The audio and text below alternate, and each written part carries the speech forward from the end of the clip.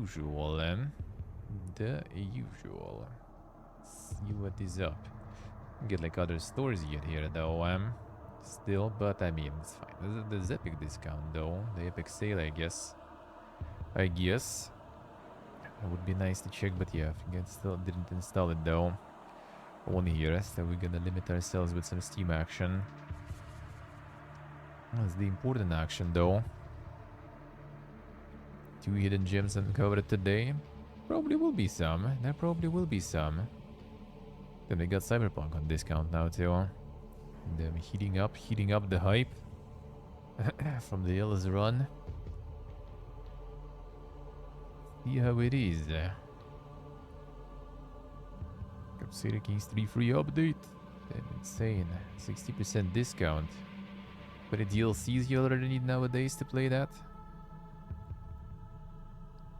The DLCs you need to play that now. The Lies of P with 30% discount.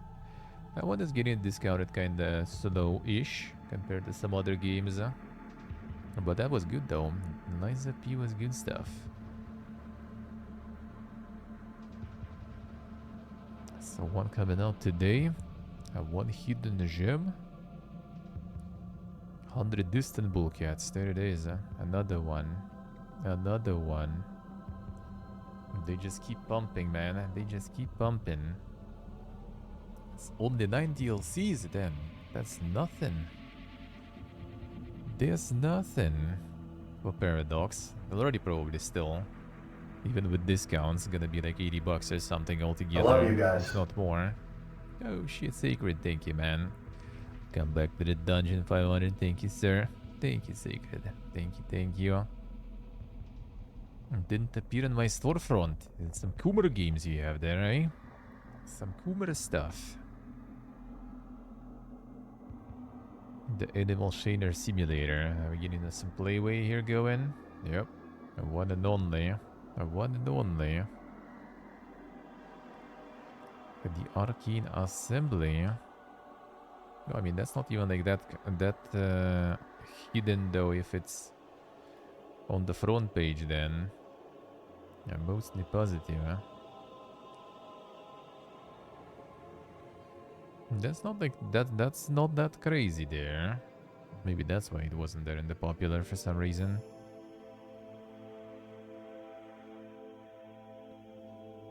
A Druidvani creates spells using visual programming language. Damn son. There it is. New releases, I see. Lock new instructions, upgrade your powers, fight epic bosses. Damn insane coding adventures there.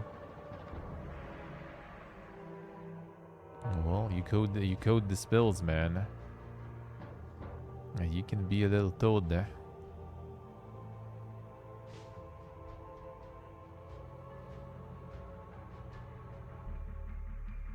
No point I feel compelled to create my own spells, huh? Just make them.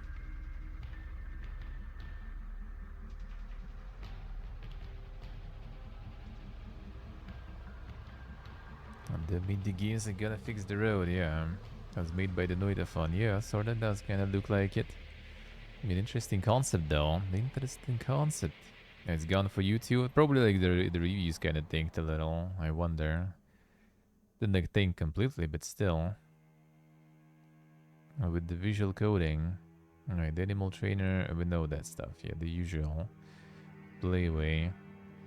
Farming them simulators again. That dog was realistic there. Very simulated.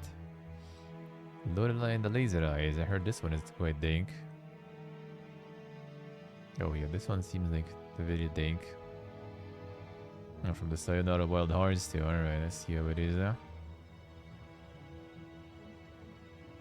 And that one we saw some announcements I remember before. It's kind of like, sort of like people say like Resident Evil, but with no sort of combat and more puzzles, I guess. In a way. In a way. Seems very dank.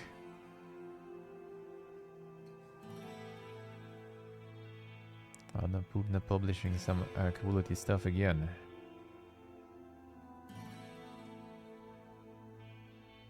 The signal is like sorta, yeah. To greet you, Onyx, by the way. Hello. Somewhat, well, a little more, you know. More high res, I guess, but still. Signal is I kind of like style, you know, and feel more though, not gonna lie.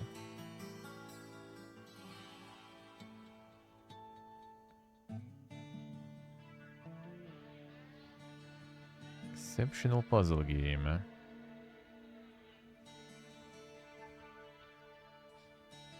Signal seem kind of like more of my jam. I'm just not so sure. I don't see anyone molding about something. I just wonder.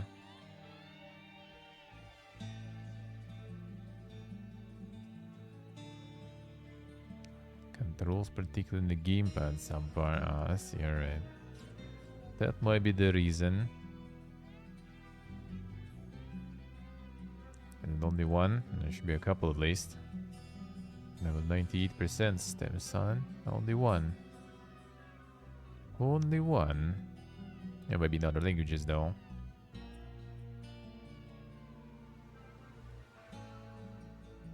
Yeah, less about logic and more of a words Volder hunt.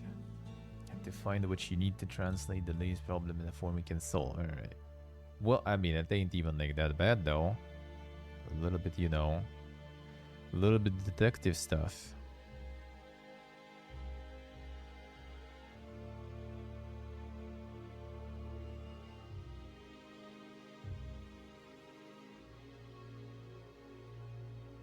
I do the farming clowns quite effectively, being the only one with negative. That's how you farm. Actually, how many did you farm there? Only 2 clowns.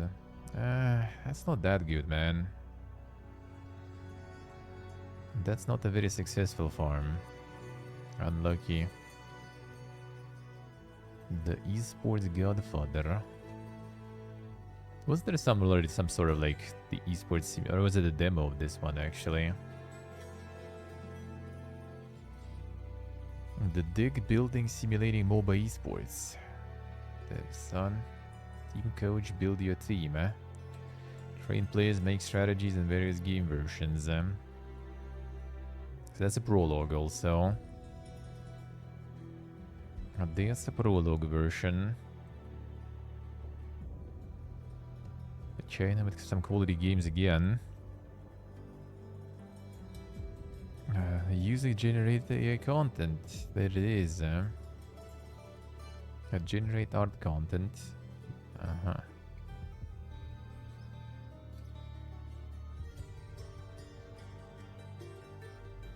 Hope to provide players with richer and more diverse character portraits, but considering the economic, manpower, and time aspects, we find it difficult to afford a large amount of hand-drawn content. Tried to separate parts such as the mouth, face, and nose, and then assemble them into 3D characters, but the effect was not satisfactory. Therefore, we decided to try a new method using AI to generate these contents. So new. Some of the content we had created before to train the AI model, allowing it to learn and understand the art style and requirements we want. Now the AI generate the character portraits and illustrations in the game made by our trained model, and after completion we also manually correct them. Deeply understand that AI cannot replace the creativity and the uniqueness of real artists. For this we feel very sorry, but we also promise you that esports Godfather is not a work without sincerity. Spent a tremendous amount of time polishing innovative gameplay and various experience content, and these 4.5 years we have been committed to completing a work that satisfies everyone. Yes, you do what I say. Hope you can understand the decision, continue to support the game, and continue to work hard to provide you with better gaming experience. Truth untrue. Difficult to pay, so we did it for free. Classic. Time to quit making 2D games this up. How so? How so? Why?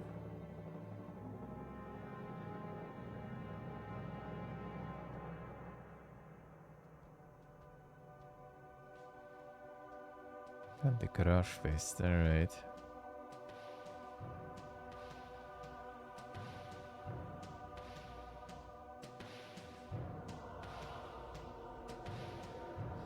High quality AI images trying to synergize with Minecraft 3D models. I see, alright.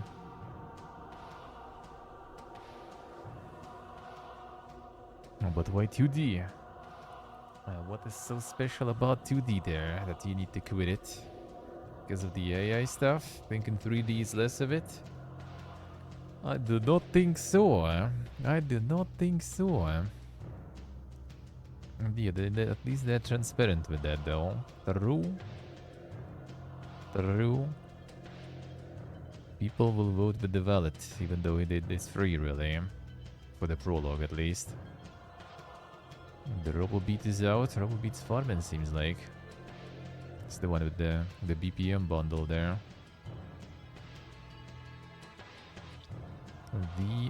The rhythm one. Yeah, with ultra kill too. Damn son. Got a lot of dang bundles going with this one. The super networking going on there.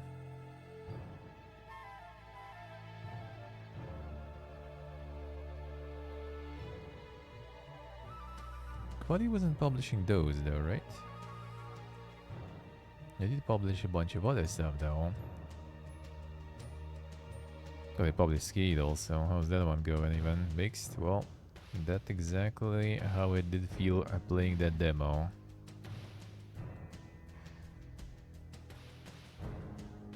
That was a while ago actually, right? $3 already. Insane. August 22. Damn. That was the release date, so like the demo was even earlier. Holy, alright. Didn't think it was that long though. But yeah, that was oof. The demo was quite oof.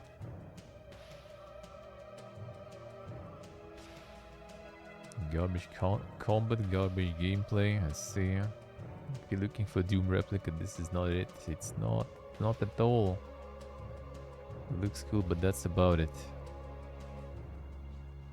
Pick account to play even in single player. I see.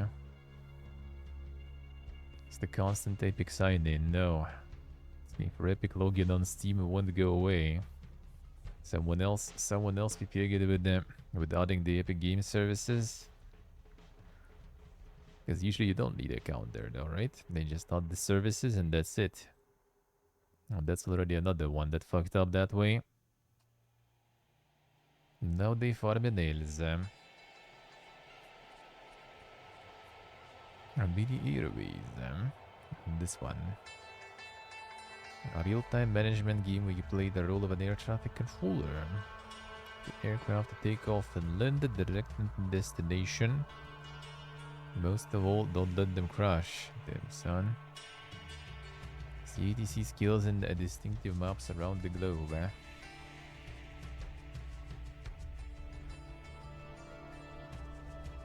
Insane. The unexpected historical events.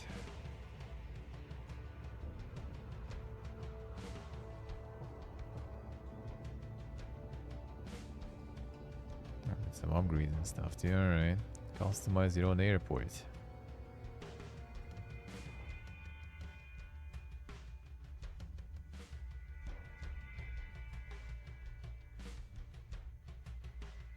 Real good reviews on this one. Real good actually. Actually real good,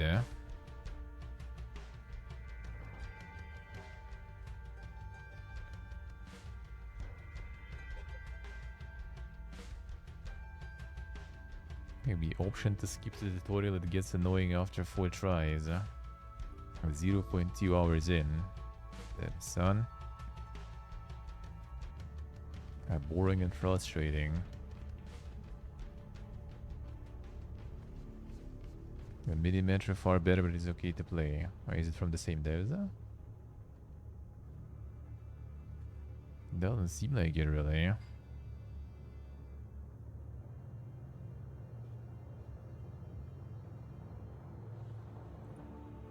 Prologue is a limited version of Mini Airways. I'll see. Prologues are still farming, man. Nothing changed. They still be farming.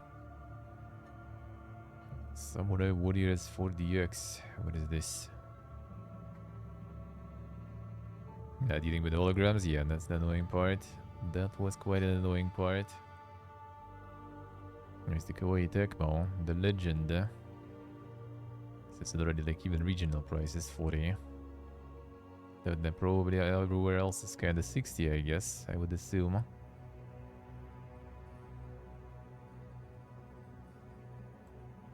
So like ports from the new deluxe edition contains more than 150 previously released DLC. 150, dude.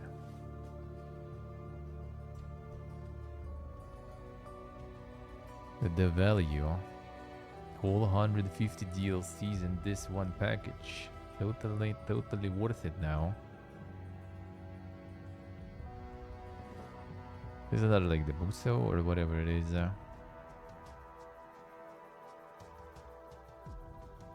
Feature a total of 55 different officers.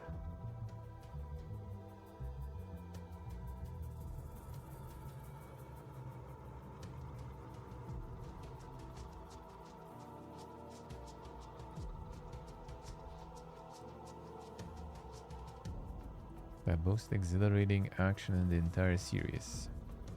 Oh yeah, there it is. Hordes of enemies. Okay, it is mostly then. Alright, the 1 versus 1000. Classic.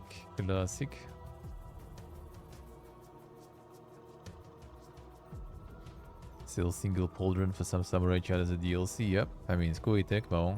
All the costumes and everything there. Artifact Seeker Paladin. And that's probably the new chapter in Artifact Seeker. That also seems kind of like a prologue there.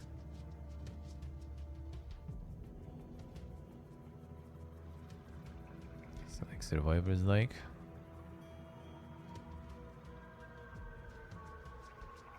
Artifact Seeker, a Legend of Aurorium.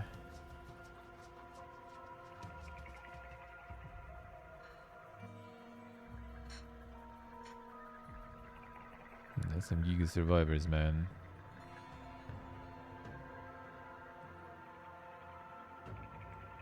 Another uninspired Chinese game buying very obvious fake reviews. Game plays itself, not for me. What a twist, dude. What a twist.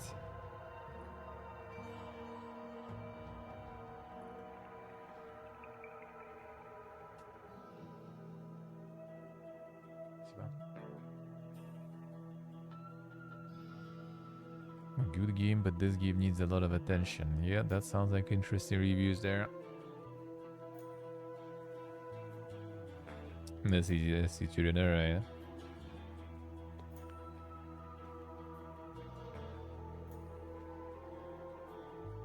Fun game and satisfying. You know, the account name is Real Dev there.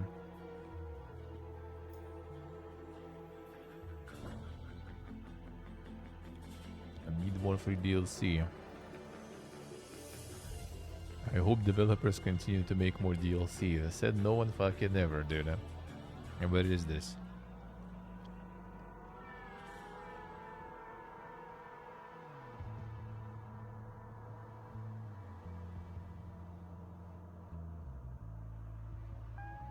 Yeah, some quality.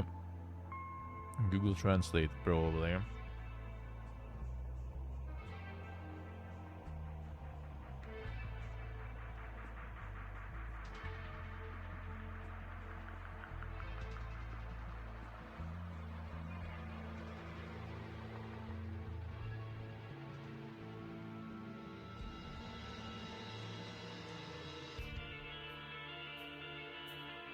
Them Giga reviews, man.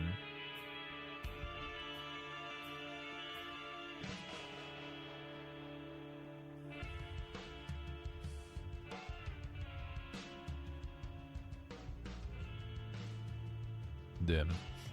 I recently had the pleasure diving into captivating world of Artifact Seeker Paladin, a thrilling blend of adventure and role-playing elements that left me utterly spellbound. The moment I embarked on my journey, I was swept away by the rich narrative, intricate world building, and dynamic gameplay. Damn, son. That's some exquisite reviews right there, dude, huh?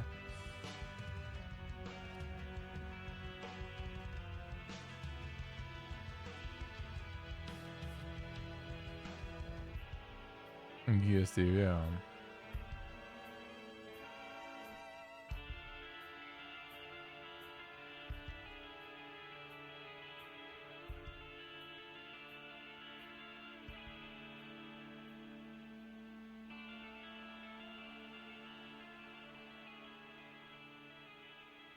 I mean, Insane Farm. Well, they got into popular, you know, so I guess. Yeah, with free game, but that actually probably like the part of the strat now with the prologues. That's smart.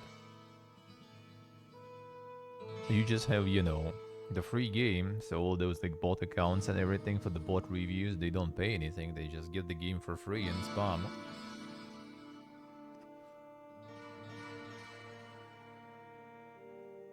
And the free visibility that you later try to convert into, you know, the full game.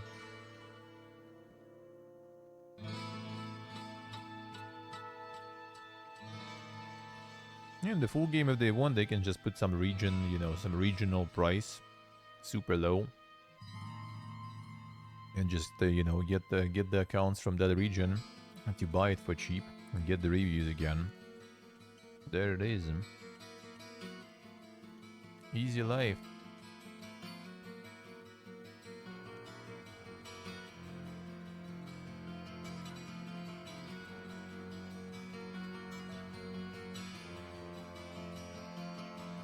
Yes, euthanasia. The popular upcoming, huh?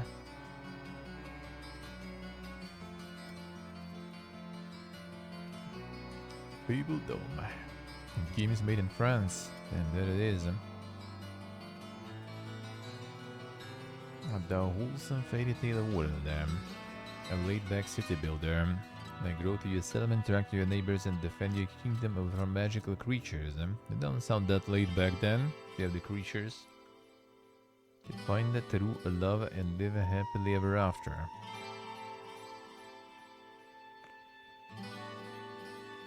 Yes, you done, I see.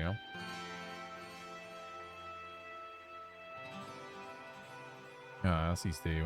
Want to get this one?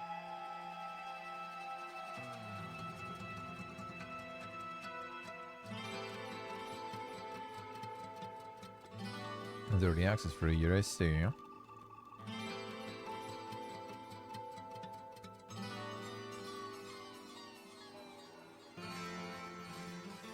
I see.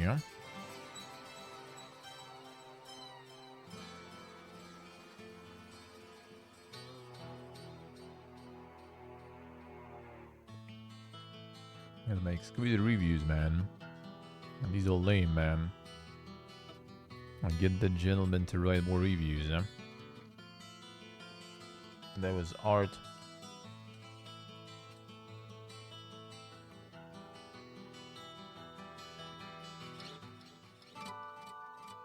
I think it's gonna be like fixed or something. No, that was already for a while. There were like a whole like chains and networks of like the shitty flips. That at least kind of looks like a game, you know. But we had like a whole bunch of those on stream before. With like the Russian blood farms before. You just need to get lucky to stumble upon one. Then you can get like a whole chain pretty much easily. But I don't remember any names to kind of like get back into it now. To start, you know, some thread that I can get into the whole web there. Well, it's the flip with the shitty review, with the paid reviews and stuff though.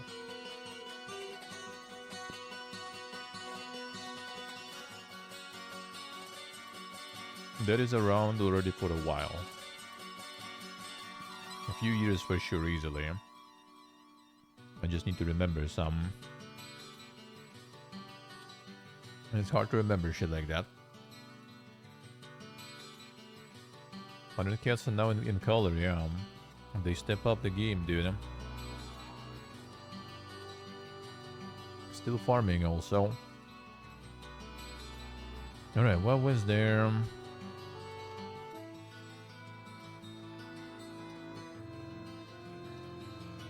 That looked rather flippy there. I need to remember.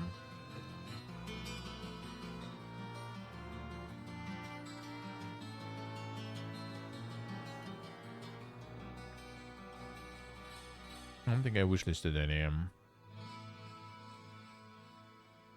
Actually, well, Classic Marathon we saw last week already. Let me try.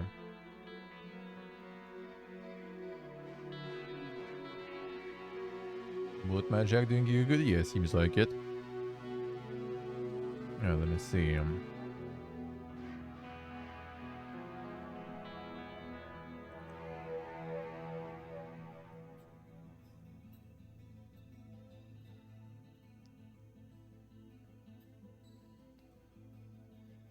I might be able to.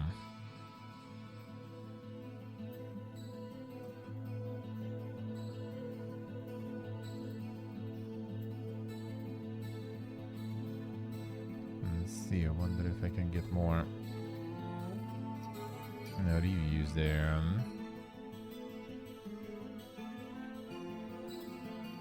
No, let's see some of the fully back rooms.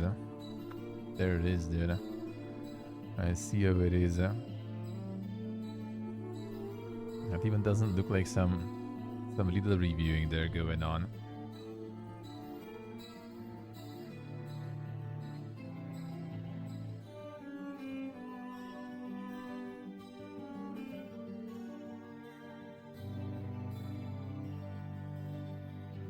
Magic looks insane. I would play more. I maybe will. The problem is it kills your bitrate on stream. It just destroys it, dude. Your bitrate is gone right after. Hey, Focus, hello. No, not really. I was kinda hoping we'll get some of them farms there.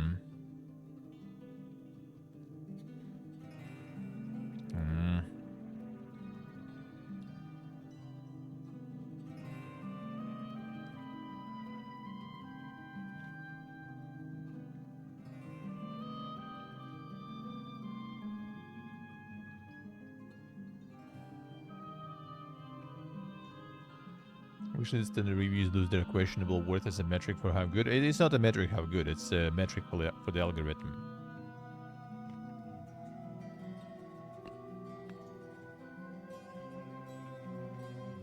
Hey, Red Body, hello. How we doing? It's literally just the algorithm.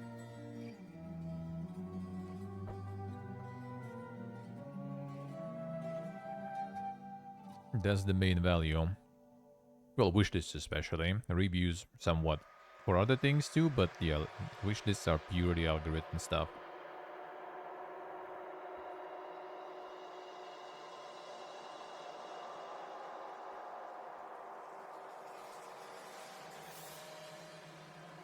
You just need to find one, then you're gonna get like a whole bunch of them, but sometimes you get, sometimes you don't. I don't think I wishlisted any of those. And if I did, I already cleared since then, like many times. So probably not. Never do the dungeon, dude. Release date 2024. See about that.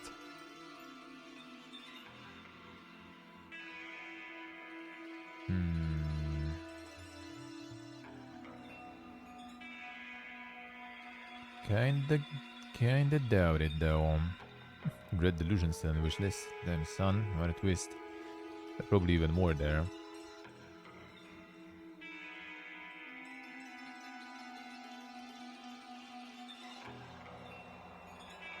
Yeah, I don't think I even Silence of the Siren I need to play. And Frog-like also in the wishlist still. I'm wishlisting it and I even own it at the same time. Insane magic.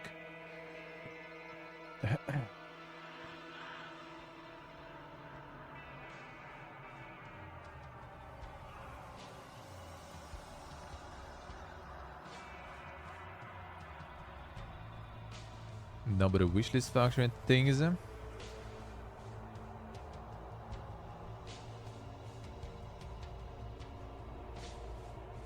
What genre listed to be? Well, that's the thing. Like they do have recommendations based on what you kind of played and everything, but they also prefer stuff that is big. Yeah. Basically, what's already popular, what's gonna sell, or what already sells. Even gonna promote that because it has potential to sell more. Like they can't algorithmically figure out if the game will be good, successful, or something. So they just push the stuff that, you know, that has potential to be successful, I guess. Let's put it that way. Yeah, not sure if I will be able to find that stuff like this. Ah, man, some names I would remember. But yeah, why would I remember the names of some flips, dude?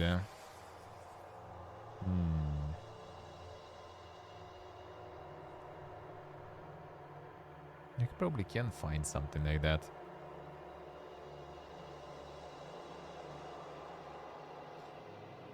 Yeah, there is like even the discovery queue kinda is looking what you prefer, but it's still gonna push stuff that is just popular basically on you, no matter what. And the profit motives, obviously, yeah. I mean, for Steam it's even more because Steam takes the commission from the profits. Like, sure, they get like $100 from you to place the game on the store, but the main money goes from, you know, from selling that stuff.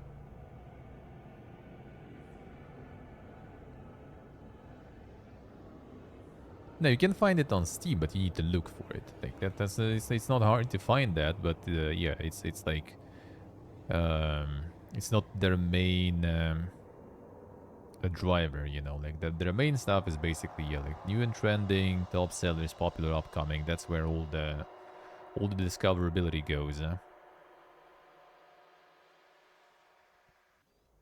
you do have recommendations queue here, for example, yeah. You do have, and sometimes it does drop something kind of more obscure, you know, that you haven't seen before. So they do have that. They do have that too.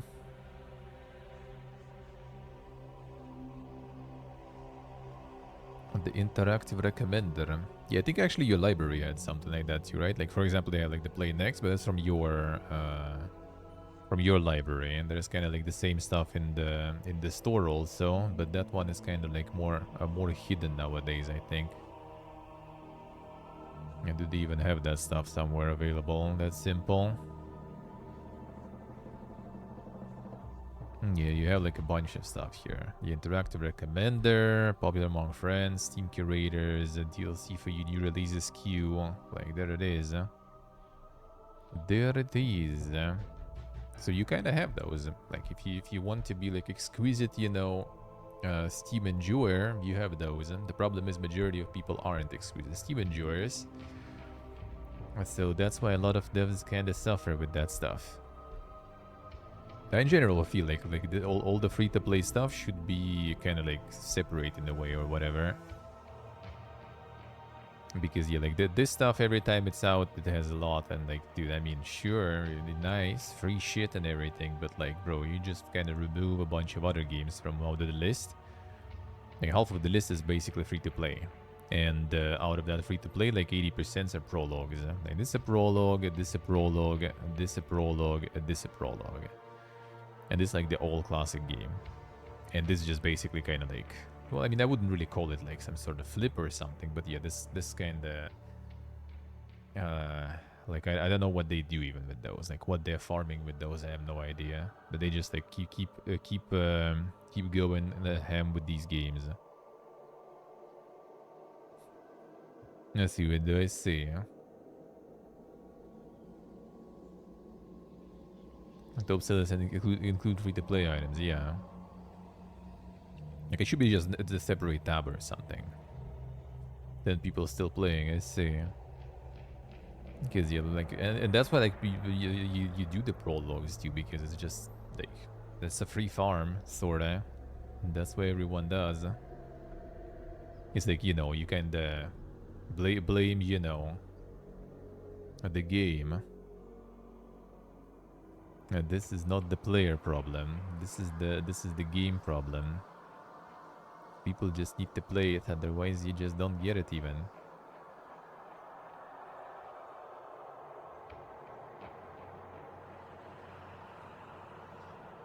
Devs will be paid based on playtime. That's how like some of the subscription models work. And that's how a subscription model works, like on Game Pass, technically even. The problem is, yeah, you again kind of like no one's gonna be playing your stuff, for example, on Game Pass when there's a bunch of like more high-profile games there. Which again, people learn from, you know, content creators and the Steam pages and stuff. So like you need to kind of like flip the system completely around. You need to remove all the marketing budgets. You need to remove like the Steam recommendation algorithms, YouTube algorithms. You need to remove everything. But what it's also gonna make, it's gonna make even more complete shovelware on the market. Because right now shovelware at least needs to use some like strats, you know. They need to kind of actually like scum the system or something, or pay through the system. And if everyone is just gonna be getting, you know, somewhat of an equal term, you're just gonna be like trying to dig through a whole bunch of shovelware to find something good to play finally. Which again will lead to some sort of algorithms and other things to kind of filter the shovelware, and then we're all gonna go full circle. Or yeah, it's gonna be Spotify where they barely fucking pay you. Yeah, probably. That also can be the case. That can be the case. Let's see the recommender. What are you recommending? You are recommending there. Baldur's Gate, good recommendation. Elden Ring, good recommendation. On Showdown,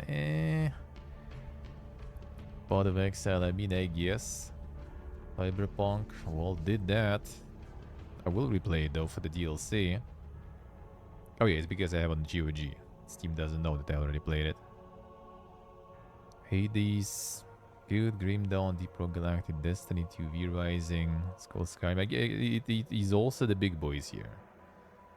It also is just the big boys here. But I mean, you can also do filter by popularity, for example. You can go full niche mode. Oh, there we go. We get Slavania now recommended. Islands of the Caliph. Good. That's good shit. Basorka. The local co-op update. Clash Artifacts of Chaos. Checked Warlock 2.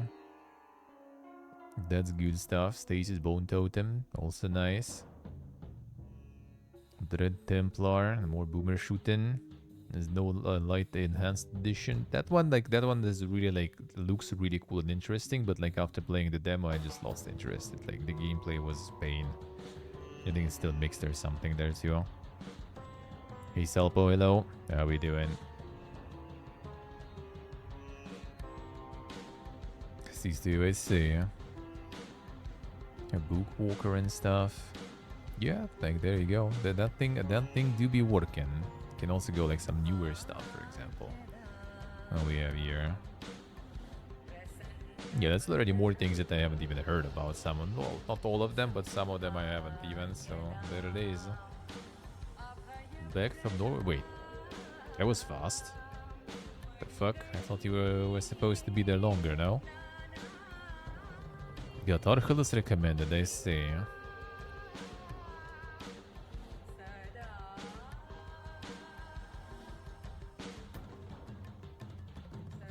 Doug is the same as using influencers. Nah, I don't really whether they didn't have to declare they got paid.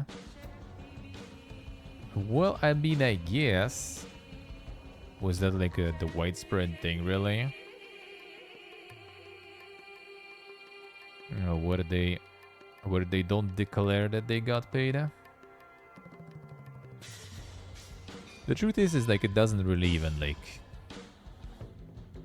Yeah, I don't think it's the same, really. I don't think it's the same.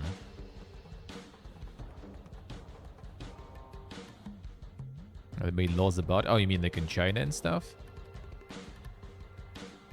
Well, I mean, yeah, but I don't think it's that close. I don't think it's... The thing is, like with the bot, you know, like wish lists, reviews, and everything is cheap. It's dirt cheap. And the result is different because, like, you know, like how much do you need to pay to like some big content creator? It's huge amount of money. Like, sure, you can like pick like content creators like me, for example, right? That take way less, but you also will need a lot of them to get some like tangible result, I guess. To get like some you know, effect on like the wish lists and everything, you will need a lot of people, and that's a lot of money again. The problem with the bots and stuff is accessibility. It's super cheap. It's super easy. 76 hours on Gul because I play Gul since like 2018, dude. We're doing it for years on stream.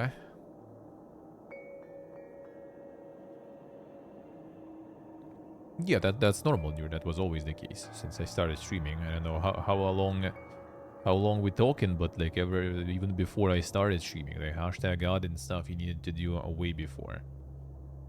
That was always the case.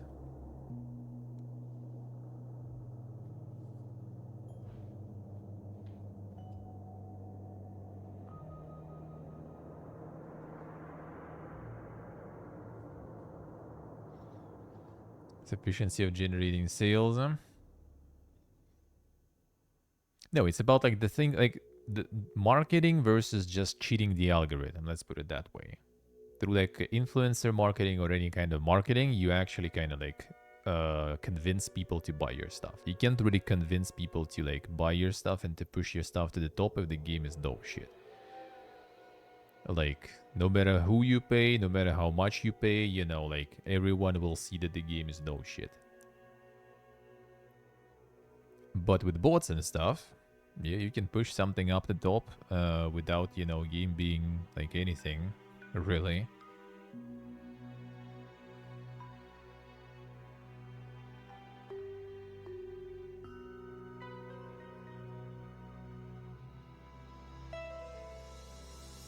Like, that's the difference. That's the difference. Like, the marketing is at least, you know, like, yeah, you can't really, well, I mean, you sorta can, right? You can just like pay people to glaze it like crazy, but everyone will, you know, see that.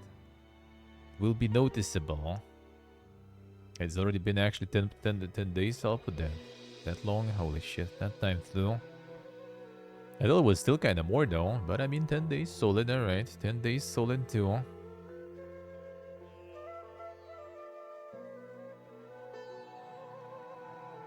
It used to have, it does still. It does still. There's plenty of that shit going around. You still get every once in a while some bot in your chat promoting those services. That is still a thing. That is still a thing.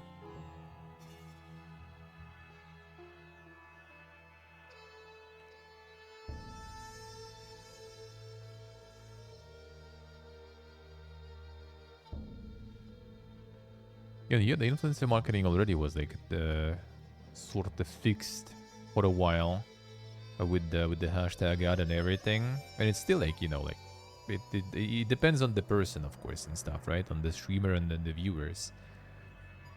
Like you see, like the hashtag ad like still might be kind of fine if you have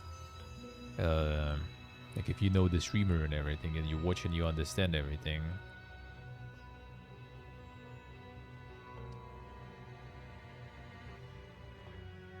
Yes, he's helper, right? Damn, the struts. The struts.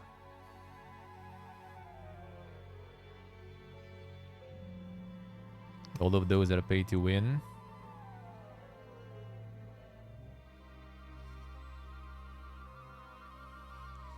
The short wiring the consumer decision. I mean, in a way, yeah, absolutely. Absolutely, and I mean, yeah, that's how it works, and that's the thing. Like we're not talking like the marketing really. We're talking about like just boosting this stuff. Yeah, it's all pay to win. If we go from that perspective, yeah. But without that pay to win, you know, you can't really do anything because everyone else gonna be pay to win. You know, that's how it goes. We're talking just like, yeah, some methods are just, you know, kind of cheating that stuff. Let's put it that way. They are cheating it.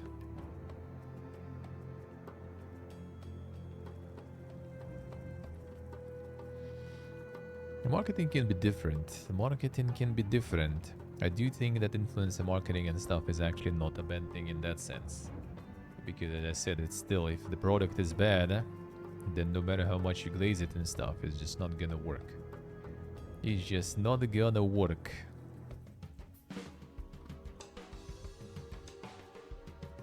Coffee Caravan ended up coming again. Saw that before. And I mean, I played the demo of this one. 22 May, alright. And the coffee making roguelike. That was kind of nice. That one was kind of nice. 1-inch tactics. Strategy, tabletop, grand strategy. Damn son. Even the grand strategy there. How so? A brand new simulation from Kagado Studio. Should recognize.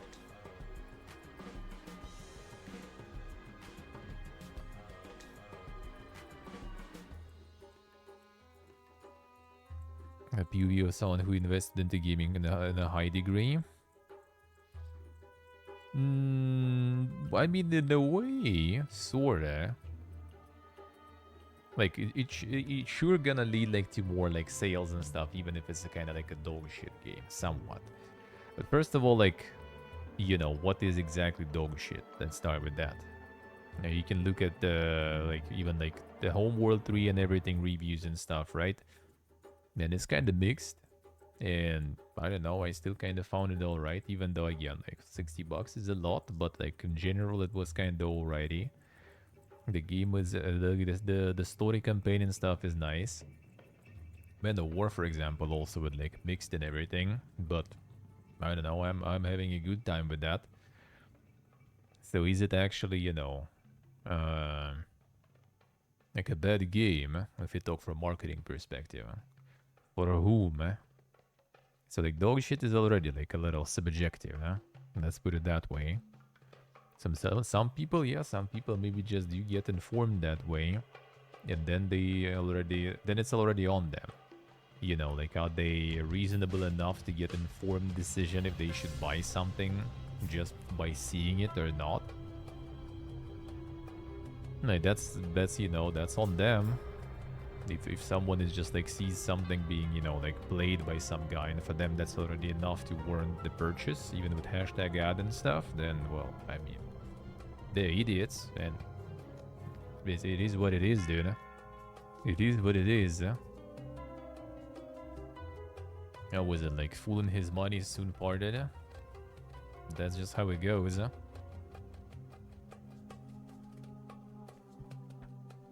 They should be smarter. They should be smarter. See, I see. Do it. Why not? Why not?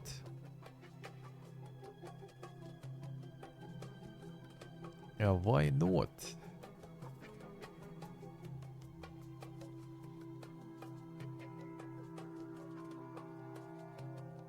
See, it is kinda, if someone does the uninformed decision just based on seeing something somewhere, like you see ads on like TV and everything, you just like go and buy that stuff. I don't think so. I don't think so.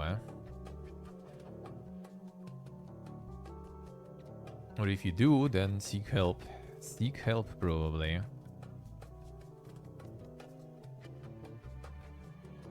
Yeah, in that case, like the thing we were talking about is, yeah, the fact that you just can bot that shit. It's not even like the proper marketing or something. It's like literally just like boosting something, anything really. To the top with quite a low budget, but some shady practices.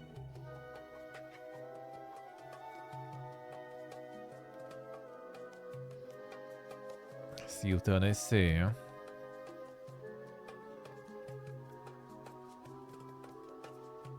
The mobile gaming evil corpo machine. Insane. Insane.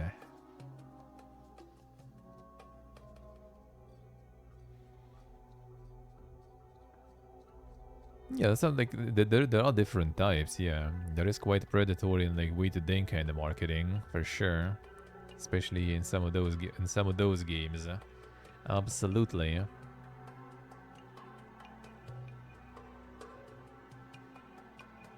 Oh, you don't think it's really the same when we talk like the getting the streamer's attention and everything. That I really don't think so.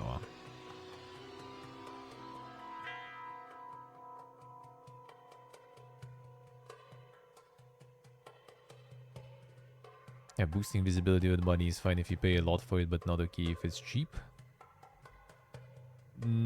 It's not about the really about the price. It's more about the fact that you kind of use illicit things, illicit methods to get there. Because like no matter like how much you pay, you don't straight up buy wish lists. Like you see this game right now here on stream, you're not going and wishlisting it, for example, right? Or you saw me playing something, you're not going like and buying it instantly or wishlisting it. You just like saw it and then you maybe like take your educated, decision on that. If you want to get it or not.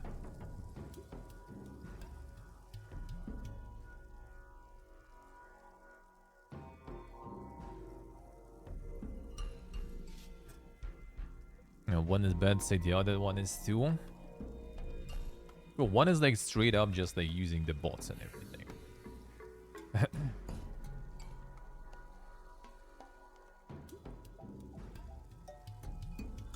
It's just like straight up. It's like it's not really the lobbyism and bribes.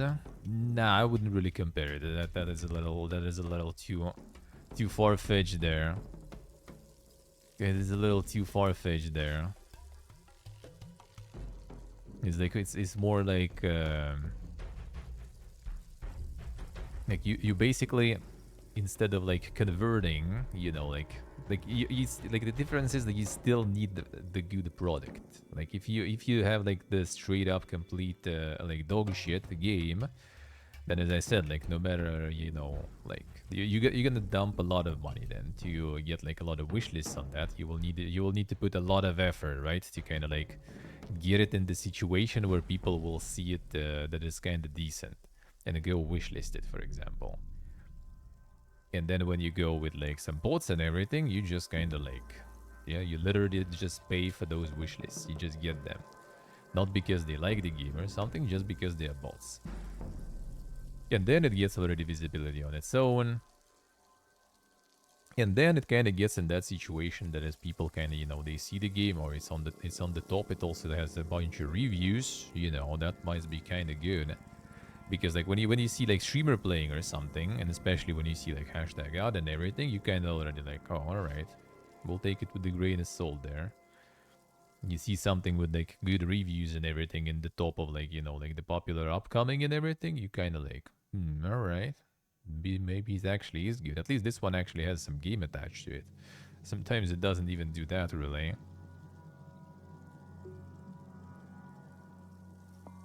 Yeah, Dreamoda, there is a lot of those. I can't find any.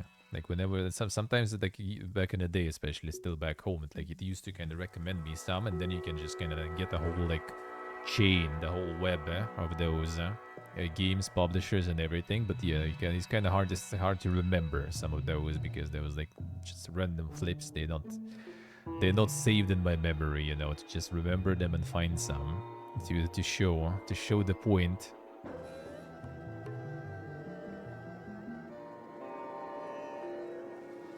Like I wouldn't still compare it like to like lobbyism and corruption. That's just that's still like very far fetched there too.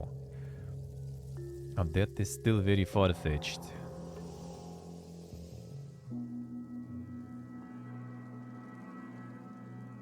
See what I say. Like in a way, I guess like the corruption part sorta is there. Kinda, sorta. Why wouldn't compare it? Well, like the corruption part, maybe in a way. Like I wouldn't even still, because in the one like even with the like corruption and stuff, you just need like the person, you know, someone to be kind of like uh shit and accept it and be, you know, like like being in liability and stuff, being potentially, you know, being caught, being in court and everything, right? There's still a person who needs to, you know, like perpetrate all that stuff. And this doesn't even require that. You literally just have the system that just doesn't do anything against that. Like it's not like some sort of like corruption or something. It's like it's just literally the system that is being abused, no problems. System adjust being abused. And like with the lobbyism stuff, like with lobbyism, it would be if the Steam would be like, all right, guys, you want your game to be at the top, pay us money, and it will be on the top. Yeah, but you're not paying to sway Steam. You're not paying to sway the Steam. Like if it'll be Steam, like, oh, yo, guys, we have like the Steam check mark now. You pay us like per month, and you get, you know, visibility. That would be kind of lobbyism, I guess. Sure.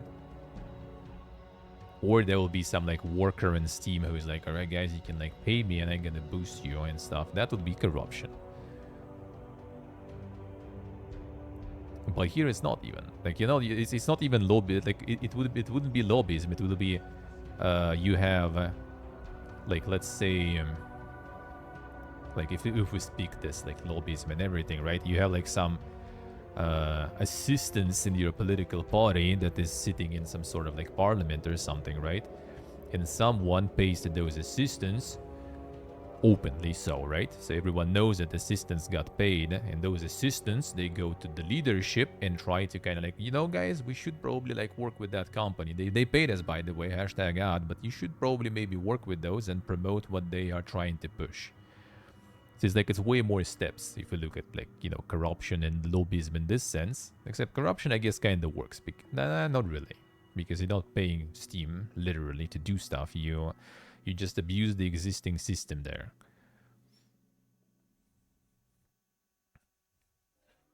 So you're not really like the choice is like you're not directly affecting, even like you don't directly affect in Steam at all. You get like, it's like the way more multi-level there. You pay like, let's say content creators need to first try to convince people to buy the game, and then, or, you know, wishlist the game, and that in turn maybe will convince Steam to promote the game so more people can get it, and it will continue, you know, to grow that way. Like it's way more complicated, I would say. Like it's not just, you know, transactional. Like you just pay someone to, like lobbyism is like, yeah, you pay to sway, but yeah, it's you don't sway, you literally pay for them to do it, really. Just officially.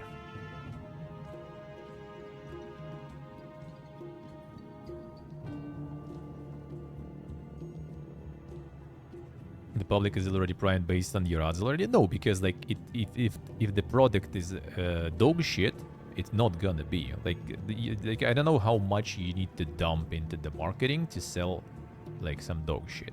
Sure, we can argue, you know, like FIFA is that's all subjective again, right? Like FIFA is the example, is dog shit and stuff.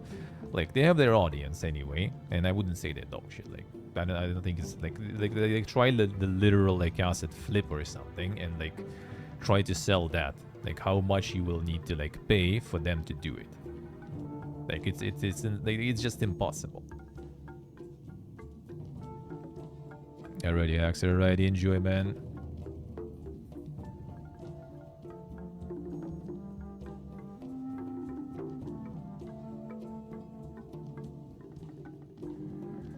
The special visibility slots, if you're big enough. I see. The main page takeovers, yeah. But again, like to get the main page takeover, you don't directly pay the Steam, right? Steam just pays something that technically gonna sell, right? And then they kind of like they know they're gonna sell, and they put them on the front page. which sometimes doesn't work because, you know, there was like a lot of wish lists, for example, and then game is out and it's like, you know, fucking mostly negative and stuff, and, you know, Twitch gonna replace the front page with something else most likely because that didn't go well. Let's put something else in front. Done, yeah.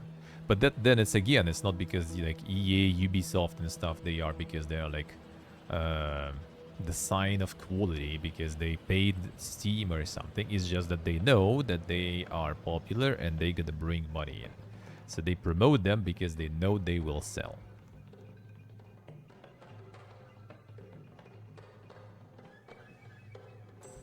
And like no matter what kind of like marketing budget you have and stuff, it's still like if the game is bad, you're not gonna sell it to people.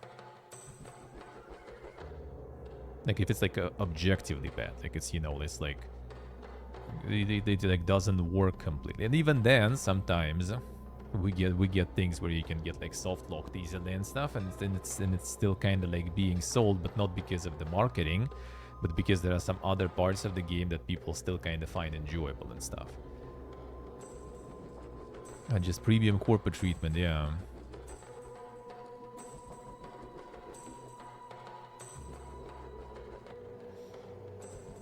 Wait, the just you, is it? That looks like kind of like already.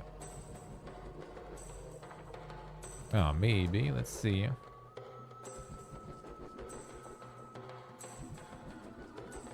A relentless battleground. Survival hinges solely on your individual prowess. Damn, son. Sounds epic indeed, eh? Thrilling competitive shooter. Damn, these guys even got some hours on the record there.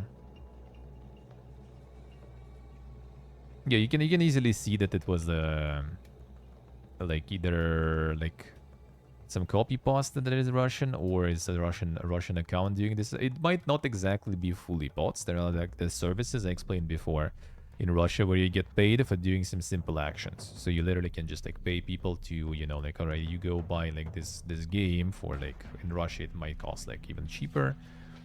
You go buy this game, I'm gonna pay you the price of the game and I'm gonna double it because you also, you know, did like something. And that something is, you know, like having it open for 3 hours and leaving a review or something. Let's put it that way.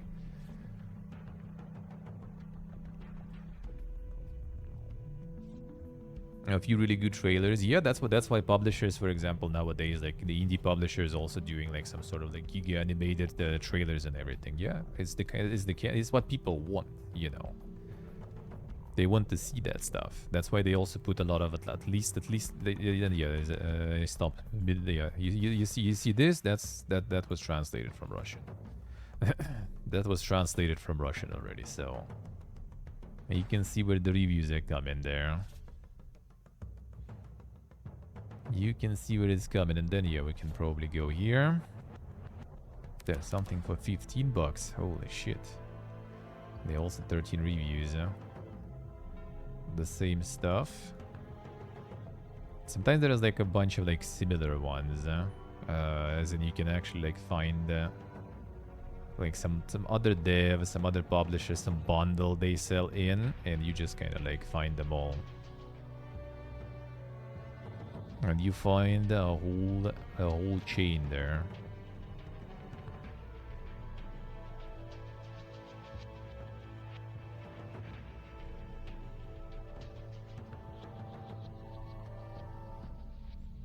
The video costs them more than making the game, yeah. Well, the thing is, my point on that stuff is that it is just kind of like inevitable. If you burn it all down and stuff, you're just gonna have like a shitload of games just being released every day, and in no way to tell which one's good, which one's not. If you burn it all down. And then you can get yourself in the same situation again, just instead of like relying on algorithms and relying on the marketing or no marketing, it's just gonna be pure luck. Like, will you get picked or not? Which even right now, like I would say, like even with some marketing and stuff, you still can get very unlucky, and you're still gonna get fucked easily. And there's plenty of those, man.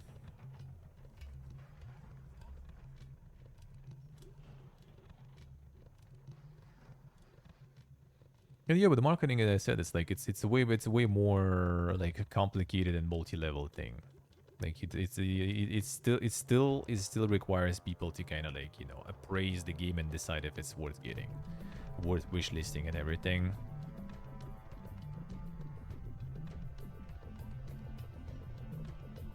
And the good marketing, in my opinion, also, right? Like how some of the companies do is like when they pick the content creator properly and stuff for doing, like the sponsor stream or like sending them the keys and stuff, which I mostly get sent keys and everything, is when they know the audience, they know what kind of game will kind of work well with this content creator, and I think that actually that is actually the informative stuff. Like we're not really trying, to sell you something because we're not benefiting from it anyway. We just, we got the key, we play the game. We don't have any like uh responsibilities, don't have any like contracts or something binding you what you need to say about the game. You just kind of play it and whatever. You just play it and whatever.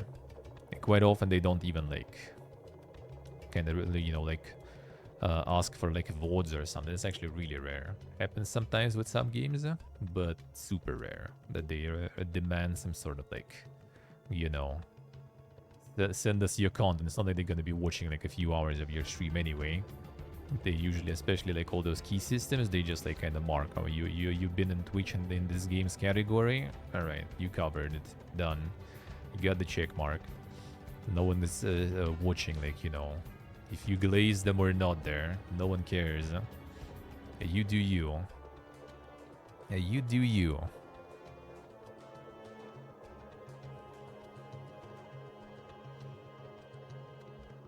So yeah, I don't know. Burning all down not gonna work probably for other reasons and for different reasons too. It's like it's the same as like a lot of like smaller streamers constantly molding about like bigger streamers and about Twitch and everything and about platforms and stuff. It's the constant stuff. It's everywhere. It's everything all the time. Nothing different. Someone gets more lucky. Someone has like better networking. Someone has better budgets to kind of like plug themselves somewhere and get some sort of like advertisements going. It is what it is, man.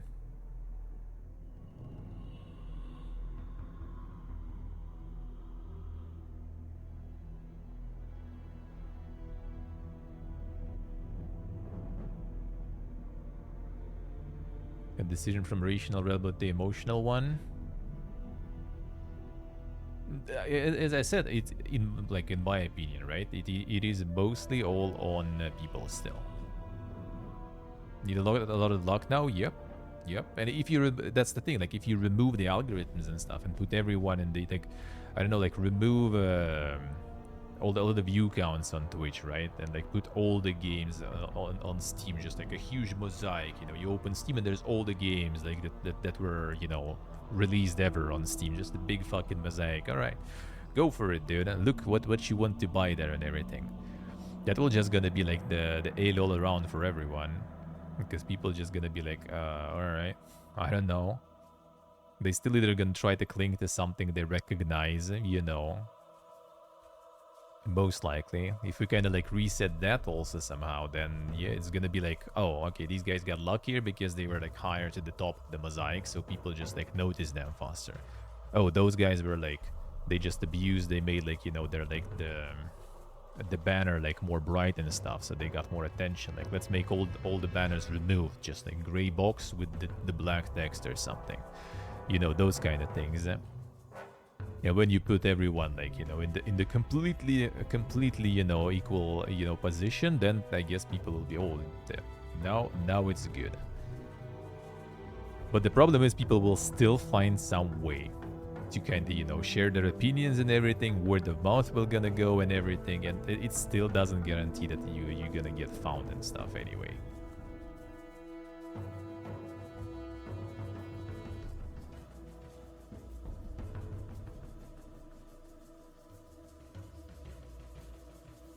People just buy the name, yeah, exactly. It would have been easier to make a game and it would have been harder to sell a game. Yeah, absolutely. Absolutely. And again, like the rational and emotional realm is not on marketing, it's on people. Like you can remove all the marketing completely, right? And there's still gonna be people who just kind of they just want to consume, they just want to buy stuff.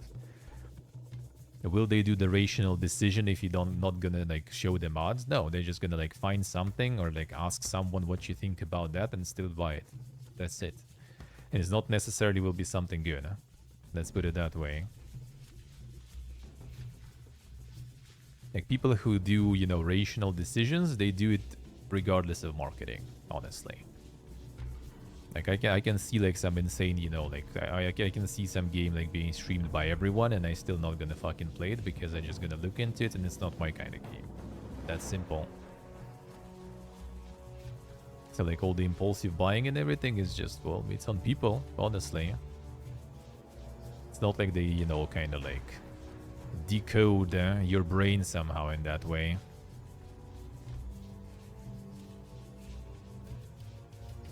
Doesn't justify measures like marketing. Well, that's the thing, because like if you don't market, then people just not gonna know about you whatsoever. Like you can like the same as with like the streaming again and stuff, right? Like if you don't have some discoverability from somewhere, you can make like the best content in the world. You can be like next fucking Doctor Disrespect with some like act going on, and then like no one will even fucking find it anyway. And like doesn't matter how good you are, no one's gonna watch because no one finds you.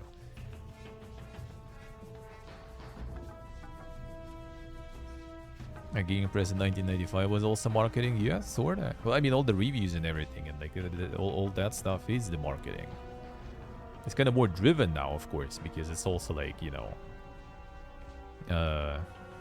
it kind of like more tangled together now, because, you know, like if you like, for example, like if we talk again, like there's some streamers, YouTubers and stuff, right? Like if you promote the stuff that is popular, then you kind of promote yourself too. That's why like a lot of, you know, like content is made about, you know, popular games that people search for, because if they don't search for games, they're not gonna find your videos and they're not gonna find you.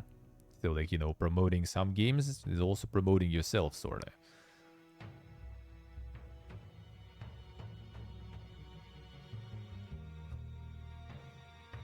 Yeah, I mean, it's either that or you will have some word of mouth, because people who want to consume, they will still need some sort of like, you know, recommendation. They need to find your stuff. They still need to find your stuff. You need something for that. It's like when you like go to the store, you can say, right? You just kind of like grab what you need, grab what they just see at the shelves and get stuff. But the thing is, like, you already know what you need. Like, you go to the store, you know, I need milk. All right, I'll get milk. I know I don't like which one's on sale, which one's cheaper, which one's like, you know, more fresh and everything. All right, I'll get this. I'll get this one, but you know that you need milk. Like, you maybe don't know, you know, like what kind exactly, but you kind of have an idea what you need when you go to the grocery store. And with games and other things, like, I want game. All right. And then there is like all this stuff, or like I want like, okay, maybe you can narrow it down a bit. I want like a shooter game. All right, that makes it, you know, like maybe a little less, but you know, there is still a shitload. Huh?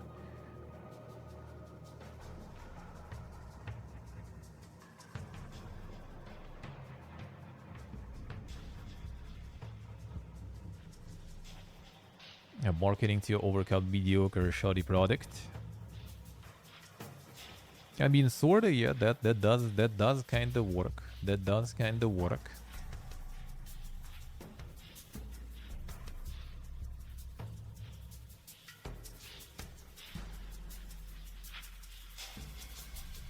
Yes, yeah.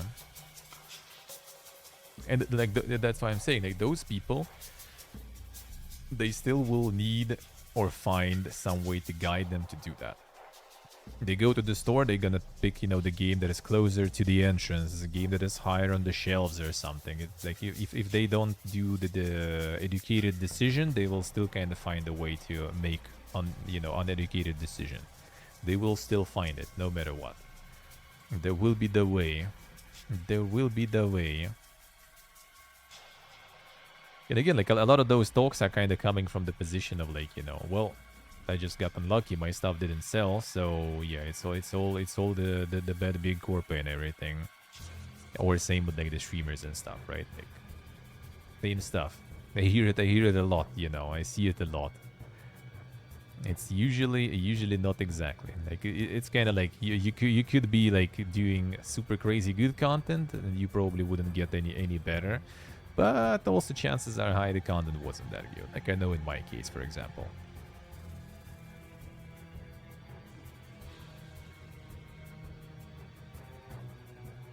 As long as it has the graphics. But the graphics, again, the graphics is also only for some people. Like, some people don't really care. Like, I can see some, like, good graphics and I still don't like the game, you know. There is still the niche. There is still the niche there. It's again the players. It's the play. Like, why did they get the graphics there? Because, yeah, because that's easier to sell to people. People like graphics.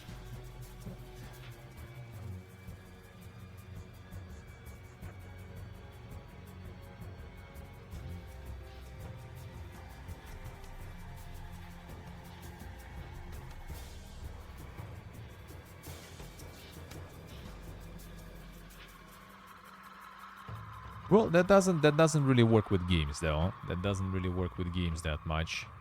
In terms of games and stuff, we do just have already a lot of product that is very different and stuff. That is indeed really actually hard to, you know, get to people. And the quota of games made per year, yeah. And then again, like who's gonna be getting the quota? How are we gonna define all that stuff? That is just like it's just like it never really works, man. It never really works. So the algorithm, like you either have like two systems at the end, like again the same parallel with content creation. You either have like, you know, popularity contests like Twitch, right? Bigger number, you know, even bigger number, or you get the algorithm like on YouTube.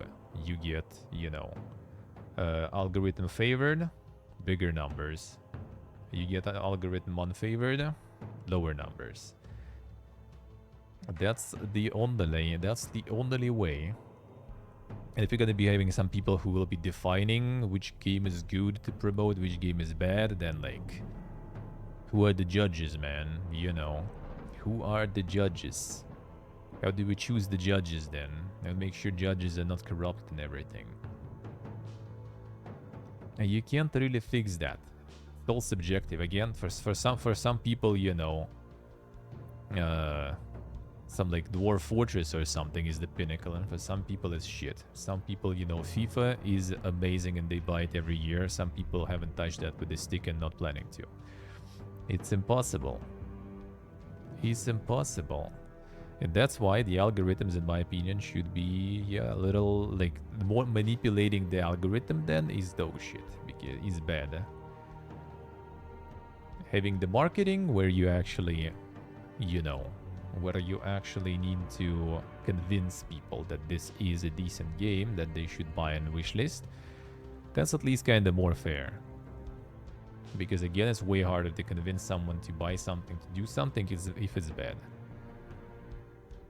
Like even with Homeworld, for example, it's good looking, it's beautiful, right? It's beautiful. The movie is great, plays pretty well, runs really good and stuff, right? But the price tag already makes it not that good. Like no matter how you promote it, no matter how you push it on people, like people who don't think that this price tag is worthy of the game, then or game worthy of that price tag, they're not gonna buy it. No matter how much effort you're gonna put. Like even in my case, right? Like I played the game through, I showed it, people kind of like, I think most of the people liked it from what they seen, right? But a lot of people said in chat that for $60 that's too expensive, so they're gonna wait for sale and stuff. They got informed about the game, they saw how it is, they made a decision. Open algorithm? Yeah, that's what Ryogen said. People will abuse it. That's why Google, for example, for search engine optimization doesn't really like disclose anything, which is a pain if you work with that stuff. Like when your website loses all positions and you don't know fucking why whatsoever, it sucks ass. Trust me, I've been there. I've seen that, experienced that. But as soon as people figure out, you know, what makes your website to lose the position and what makes your website to gain the position, people are gonna abuse the shit out of it. Same exactly what happens with Twitch, with Steam. Twitch there has no algorithm, so you can't. On YouTube, yeah, on YouTube there are methods also. There are always like some methods appearing. YouTube, Google catches them, fixes them. New methods later appearing because people constantly on the hunt to how to abuse the algorithm.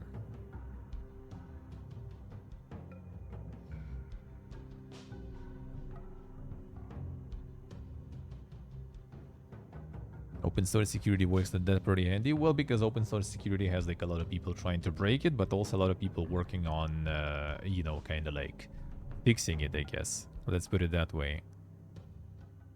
Yeah, the tags and everything. Yeah, that was the old classic there. Yeah. The old classic, man. Security and some other stuff and some other things are like more. Like how this they kind of trickier to abuse that way.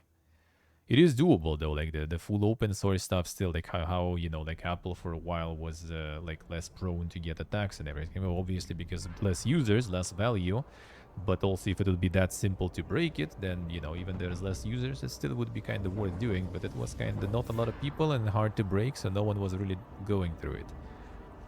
As soon as there became some incentive to break that stuff, people started doing that.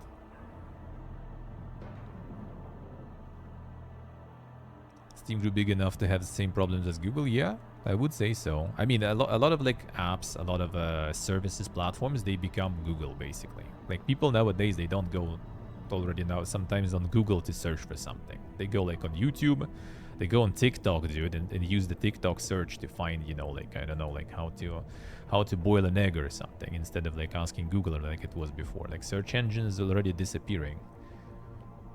Search engines already not like that popular in that sense. People looking for that stuff already in different places now. Like people who don't want to go out of their apps that they like. They do everything in the apps. Same for Steam, same for everything.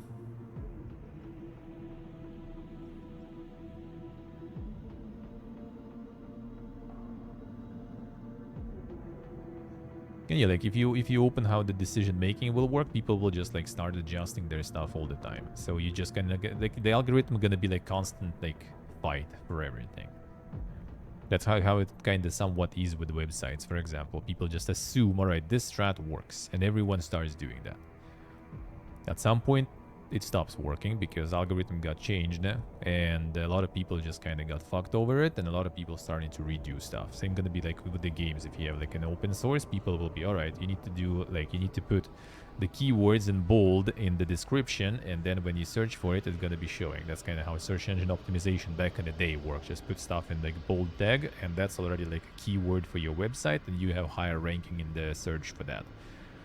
Everyone started getting like, you know, like spamming all the text with those like bold keywords to increase the density and stuff, to include as much, you know, different keywords as possible to become, you know, ranked in those. And then you kind of like, the algorithm changes, that doesn't work anymore. So people will start doing something else. People will start making everything in italic or something, or like, you know, striked out or some stuff, or like doing some other stuff. It's just it's the constant, you know, like cat and mouse game then.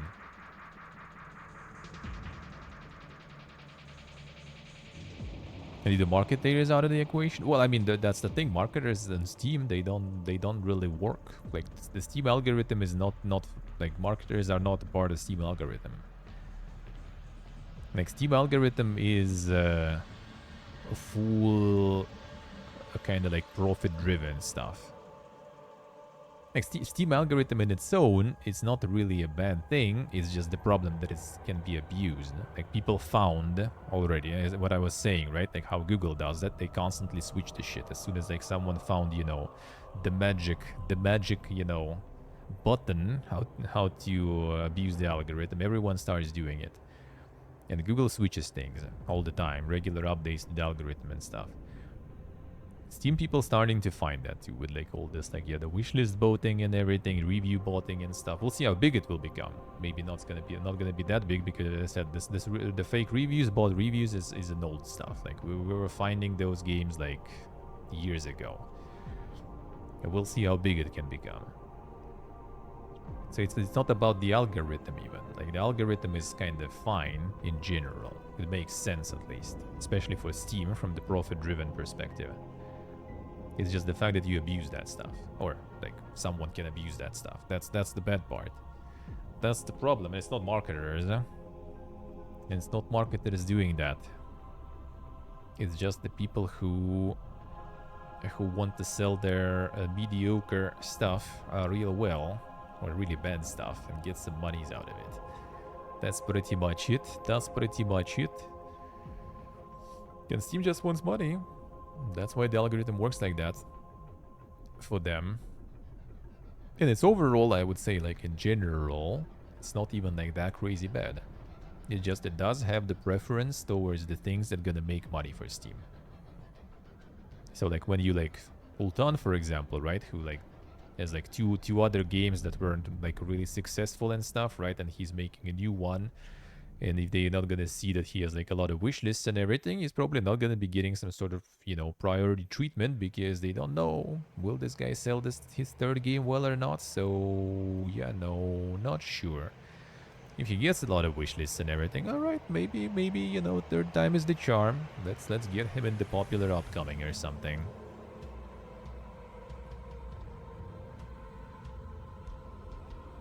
And the algorithm can only do so much. Yeah, sorta. Yeah, they know that Ubisoft like gonna sell their shit 100% no matter what. They like FIFA, NBA, right? That stuff can farm mostly negative reviews, like year after year. Even though I'll give them that, like Steam with mostly negative reviews and even mixed reviews, they kind of remove games kind of quickly from the you know, front pages and stuff. Like NBA, I think as soon as you know, reviews kind of like dip completely, game is out. Even though it's like, you know, from big corp and everything, I'll give them that. They still kind of have some sort of like, I guess, integrity in a way. They don't have some sort of priority treatment and everything, that much at least. But it still sells well, so it's still gonna get some highlight and spotlight. And if it's also gonna get good reviews, then it's gonna be, you know, pushed. It's gonna be pushed.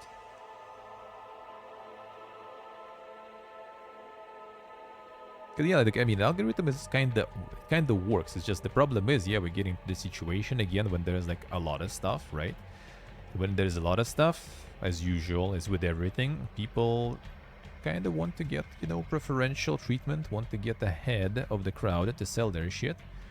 So they start, yeah, doing the struts, start doing the things, and then someone who doesn't have resources to do the struts, or don't have knowledge, resources, time, you know, to do some like giga marketing, try to boost their wish lists and stuff, they can be left behind. Alga works perfectly for Corpa. Yeah, I mean, for them, that works. For them, that works. There is still, that's the thing, there's a lot of indies that also kind of take off, though. That's the thing. A lot of stuff, there'll also be many losers, yeah, no matter what. Like, like that is also the thing. It's just like, it's just like, it's easy to blame. Like I can also complain, right? Like that Twitch doesn't have really like that good of a discoverability and stuff. And yeah, they don't. But if it would it be like that crazy much better? Who knows? Who knows? Who knows? Would it be? Because there would be also like not just me being promoted, but a lot of other people too. You know, and there are probably people with way better content than mine anyway. Way better and way more, you know. Will it actually in the end be that good? Who knows?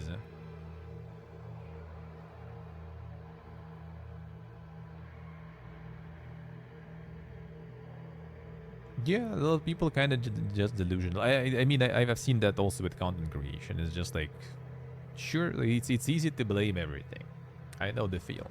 It is way easier to say it's just like, yeah, it's the Twitch, it's the other platforms, and there is some merit to that too. There is some truth to that, absolutely. Like the discoverability is quite bad and stuff, but you have other ways to do it. You just kind of like either don't have time, don't have money and stuff, and you don't do it. And well, I mean, skill issue.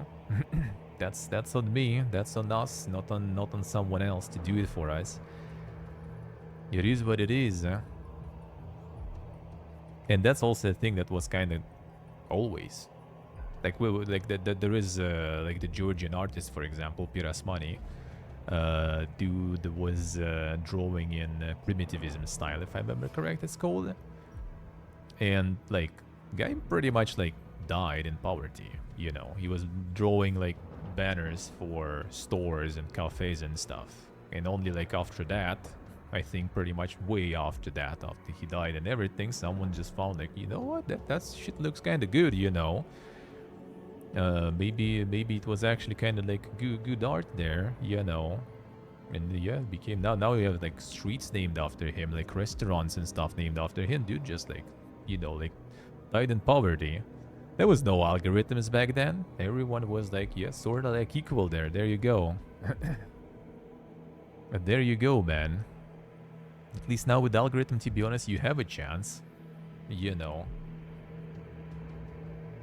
You have a shot. You have a shot at doing what you do. Way better shot than it was before. When it was, you know, all in hands of the destiny and in the hands of the people.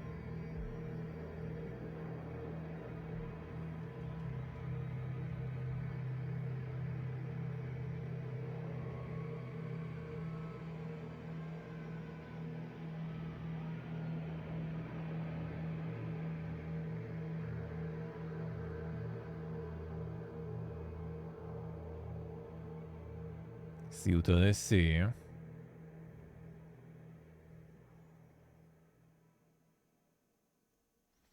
To the physical art, I mean, like of the past, for example, and stuff, right? Like there's a lot of cases, like literature, a lot of other things.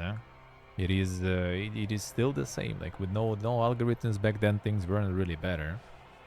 Like I would say, if we look at it nowadays, even like we do have way more, you know, actual gems and stuff being found, thanks to algorithms, thanks to technology, thanks to marketing, and to some extent too. I guess we have way more really nice, you know, things, not just games, but in general, being found thanks to that. But we also have more things in general. And people whose things weren't found, they get salty, obviously. They get mad. But were their things deserving of the highlight and spotlight? That already depends who is there to judge. Who is there to judge?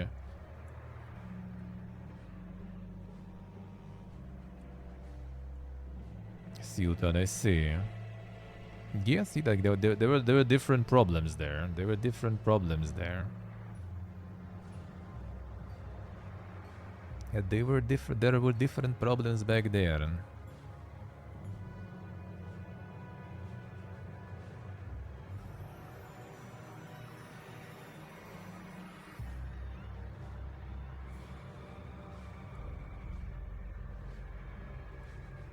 And the Eastern Bloc got fucked all the Cold War. I mean, in general, a lot of people, the talent lost in obscurity.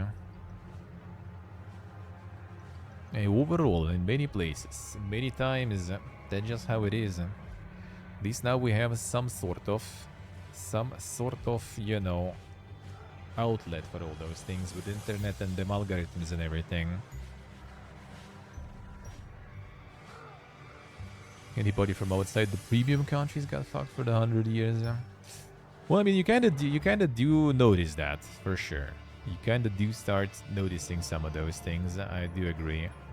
Even like in general, like I again, right? Like taking content creation as an example. For example, I'm not even talking about like Russia, right? Like you because of some decisions of PPGs, you just completely fucked. Just like you gone, forget about it. Like not even talking about that. But like going to other countries that are completely, you know, untouched by that and fine, and you still see how, yeah, you just kind of excluded from a lot of things. Huh? Like even just like some basic thing, like, you know, like, let's see how Ghost of Tsushima reviews are doing. Oh yeah, I guess I can't. I guess I can't, yeah. Like something even as basic as that, for example. Because there is none not available for you. Even when your region is switched from the cancelled one, you know, and stuff like that.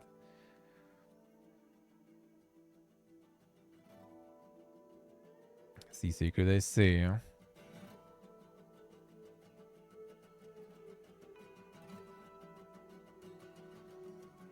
So yeah, you kinda do be getting some interesting treatment there. Huh? And the opportunities in content creation and everything also are like way better in the, when you're in the right places you live and stuff. And that's just how it goes. Just how it goes, man. It's just how it is. At least you can publish your game anyway, no matter where you are from. Some people still do, even from Russia and stuff. There was a guy who got like thousand bucks, I think. Yeah, from his indie game, and then like trying to get it actually, out in cash, and I think it was like $200 just making to him. Everything else was, just like eaten by all the things on the way to get it in Russia for him. There it is, man. There it is. But you still can, at least. You still can make some games and stuff. Yeah, the algorithm stuff, I don't know. It's just like abusing it. The fact that if the abuse of the algorithm and stuff will get like too prevalent, that will be bad. But I think that will be kind of like noticeable and visible. So I do think Gaben will kind of try to do something about it. The problem is, quite often, that was the same with websites on Google, right? Whenever they tried to fix some algorithms for search engine because some people were abusing it, they also kind of do a lot of collateral damage with people who weren't abusing anything, but they still get fucked anyway, because they also were kind of using some strats that are similar. They weren't overusing it, for example, but they still had like some tags, for example, used, and they get also like the carpet bombing together with all the abusing people. That's the problem. That might also kind of happen on Steam too. Like they just kind of like, for example, decide to fight like some like the prologue meta, and then a bunch of like just free-to-play full-fledged games just gonna get fucked or something, right? Or they come up with something else, like some other indicators of maybe potentially manipulating the algorithm, and then just a bunch of games that are completely legit gonna get fucked over by that too. That could happen. Yeah, Indica I played a demo. I haven't played the full game. I haven't played the full game.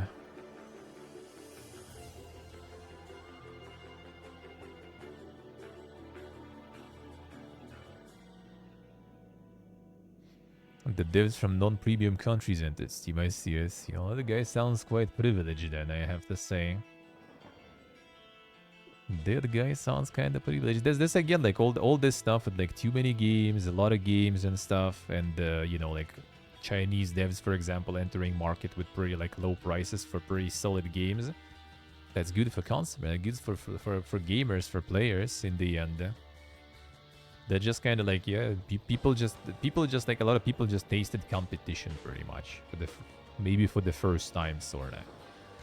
Because before, maybe they just were farming, no problems. Maybe they just had some niche that was so underserved that they could just like get like easy sales without doing like moving a finger for any marketing stuff. Nowadays that doesn't work. Nowadays you need to have people informed about your stuff. It is sad. That's part of the reason why what I kind of don't like about streaming, especially on like the lower end of spectrum, right? Because there's so much stuff involved that you kind of need to do that is not actual streaming. That is just annoying. Because if you actually want to grow and everything, you need to do a whole bunch of like different platforms and other things just to grow. And like, I don't like that. I like streaming. I like playing games, talking games and stuff. Not like sitting on some like Twitter or something, posting, how big of a turd I shit out or something, and things like that. I like gaming. I like like talking about that and everything. When you kind of get up higher, then you already have like manager companies. You have all the maybe even personal managers and everything who deal with that stuff. Editors, the whole stuff pretty much crew that handles the stuff that is not fun for you, and like maids and everything nowadays people have too already, and cooks and stuff, or like the DoorDash or something, right? But if you want to kind of like do it all yourself and in a low budget, well, yeah. Same with indie game dev. Like you like deving, you like the actual, like making the thing But in fact, you will also need, you know, sit there sending emails to content creators, to influencers and stuff. You gotta sit there posting again all those tweets, looking for hashtags where you can kind of like ride the wave a bit. You know, do all those things. When you kind of didn't sign up for it, you just want to make a game. That ain't gonna cut already. Yeah, Lydium. Imagine using Twitter. Yeah, if I wouldn't be streaming, I wouldn't be using it. I would just like completely like delete and uninstall that shit. Like I wouldn't be using any social media. Outside of streaming, I don't. Like I just have like the group chat with my friends in Telegram. That's as far as my like social media and stuff goes, you know. That's pretty much it. That's pretty much it. Even Discord I use only for my like my stream channel pretty much, and my stream server. Otherwise I also uninstall that shit. Silton, I see. Gold EX now, indeed. At the digital import taxes.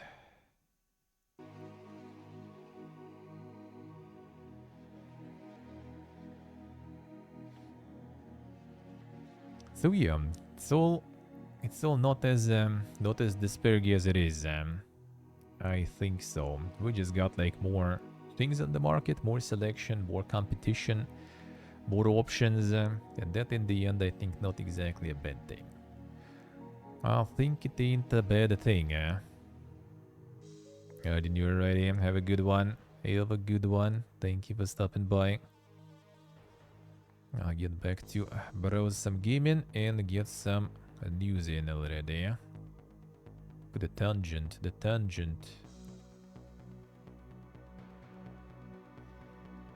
Yeah, it's all good news, all good, eh?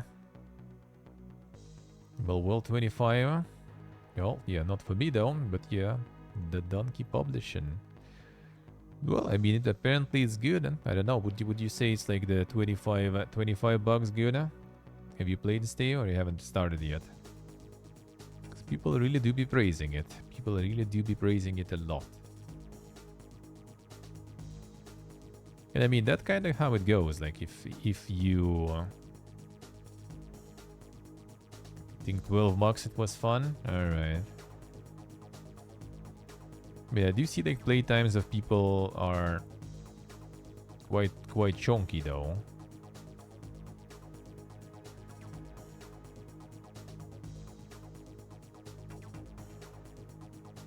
That's very good. Let's see. Well, it ain't just a platformer though. It is apparently quite interesting. Quite interesting in terms of exploration and everything. So, first credits. I see some true endings and everything. All right. Yeah, this one just has like a lot of things going on that are like a little, you know, hidden compared to just the platforming. Celeste is 20, yeah. Still isn't telling 7 prices. That is also kind of true. That is also partially true. I noticed that too. Like when I look at some prices, like especially when it still was like the old region, right? And I see the prices, I'm like, dude, that's expensive. And then I realize, well, shit, I guess that's kind of how it is nowadays. Platforming is secondary, I see. Because influencer taxes? Well, I mean, I think it's kind of like the same with Manor lures, right? But like, why is an early access basically like 40 bucks or 30 bucks? In early access and indie, you know, and stuff technically. Well, there's also not really indie, right? With publisher, if we go into the definition by the book. But yeah, it's because they can. Like, they knew the Manor lures will sell well, so they just put the prices higher. I'm pretty sure they probably also knew that this will sell well, so they put the prices higher because they know.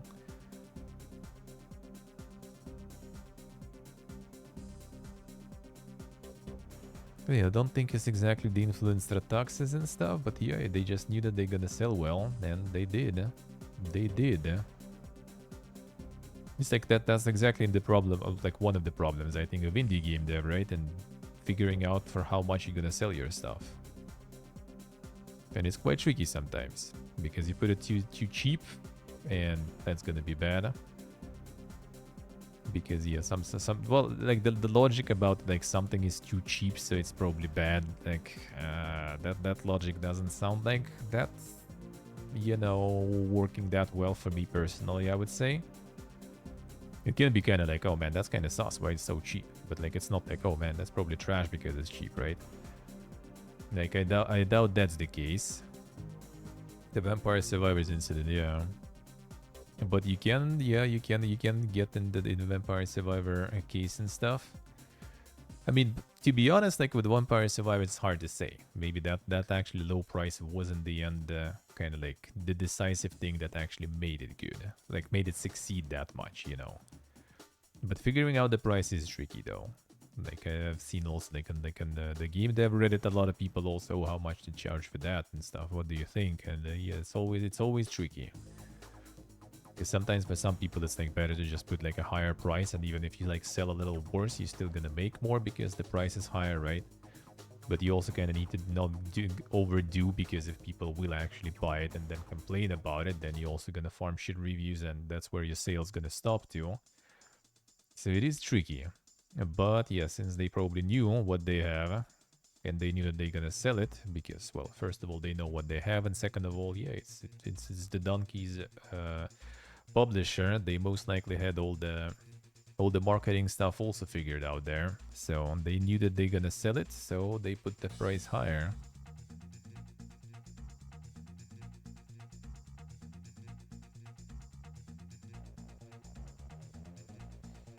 $5 and with a 40% discount, then surprised nobody bought it. Yeah. Yeah, that can happen. That can happen. Yeah, this one we saw last week. Final Fantasy 14 Enjoyers.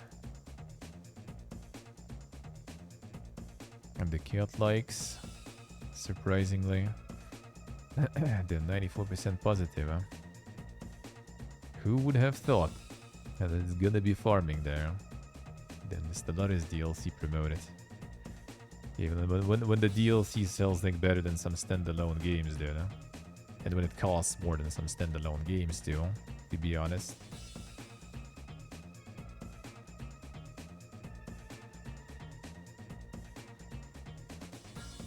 $20.25 for the publisher. Yeah, I mean probably. Like I would say like, if it's something that publisher kind of picked, right? So it should be somewhat decent. I would say like 15 would be like on the lower end, I think. See, stay away, say. Damn, in Europa Universal, they're just like farming me with the Paradox DLCs. This we also saw last week, so I guess like not really that crazy much going on, eh? Cryptmaster also we saw. Crowd Country we saw, I'm pretty sure.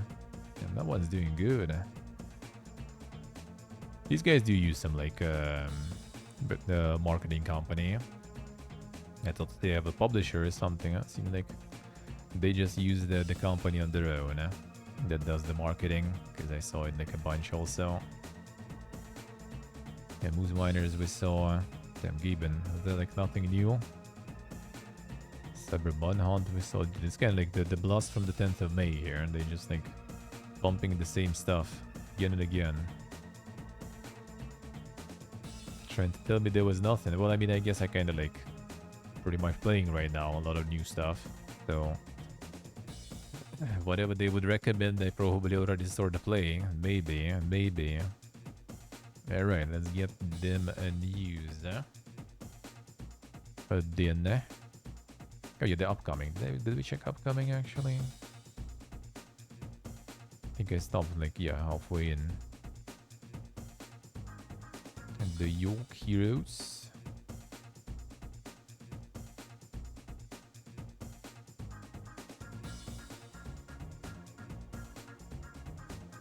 The Long Tabago.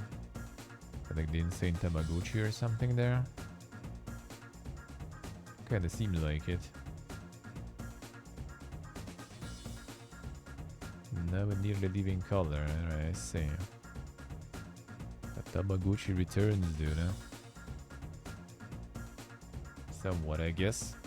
The advanced Tamagotchi. Just drop 4,000 on PR company and call it a day, yeah.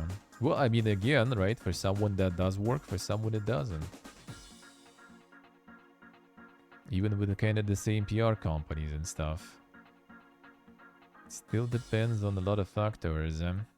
And mostly the main one is what kind of game you have there. Is it actually a good game? And is the audience you're trying to market it to a good one?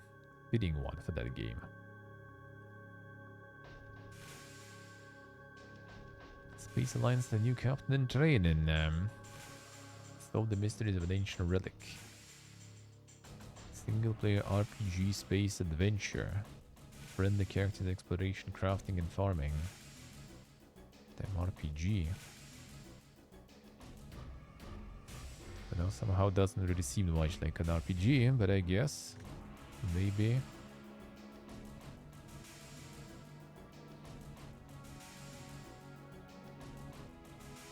I guess maybe. Wait, it's a demo there. Go soon with the next fest fiesta, dude. There's gonna be a lot. Tower full of cats, another one. There's cats, 100 cats in Istanbul. Tower full of cats. That's not really different people doing it, by the way, I think. Guys, that we saw, I think, also. The insane survivals. Key wishlist on that one, alright. Open world survival with unique character building and crafting. Single player online co-op, alright. Well, that's a survival one. This one also probably farming hard. Ah, there's synergy. Not sure about that one, yeah. Roo. Tower 33k, yep. Survival stuff like farm is almost always there. Synergy was nice. Synergy was nice. Yeah, that was a good demo. Early access though. We'll see, we'll see. Anchors a blockade zone. There was some more Stalker likes. Cthulhu style 2D shooting game. Encourages players to explore in various maps generated by the program. Find, bring back equipment and live in the base full of doomsday atmosphere. Yeah, more Chinese boys going. Goblins be farming odds. 170k wishlist on Synergy. Well, I mean, they did also do like a really successful next phase there, that's for sure. Yeah, it is the art style remotely. Yeah, I do agree with you. Like the art style kind of makes it, because other than that, it's just kind of like another, you know, like sort of settlement colony builder that didn't really feel like super crazy in that sense. But the art style looks good, huh?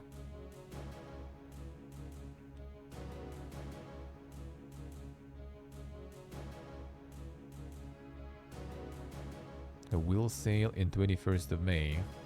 I'm gonna release in 21st of May, dude. May.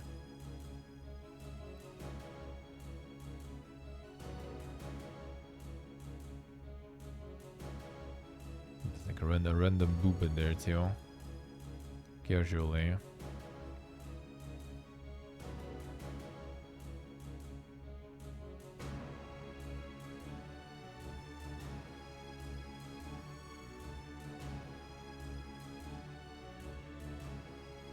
Imagine having art style, yeah. Imagine being capable of doing art. Good God, man. I wish. And Hellblade 2. Paper Trail.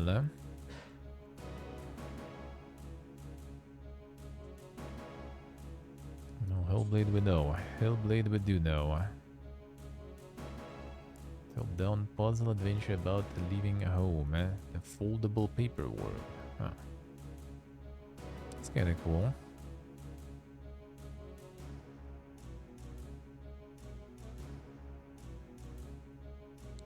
This seems kinda interesting, concept-wise at least.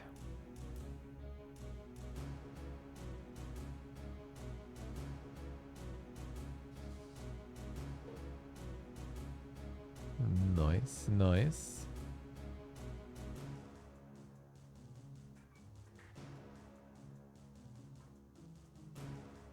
Yeah, art style would be nice to be able to create, indeed. That would be good. Alright, let's get them a news going. One sec, just gotta open it all up.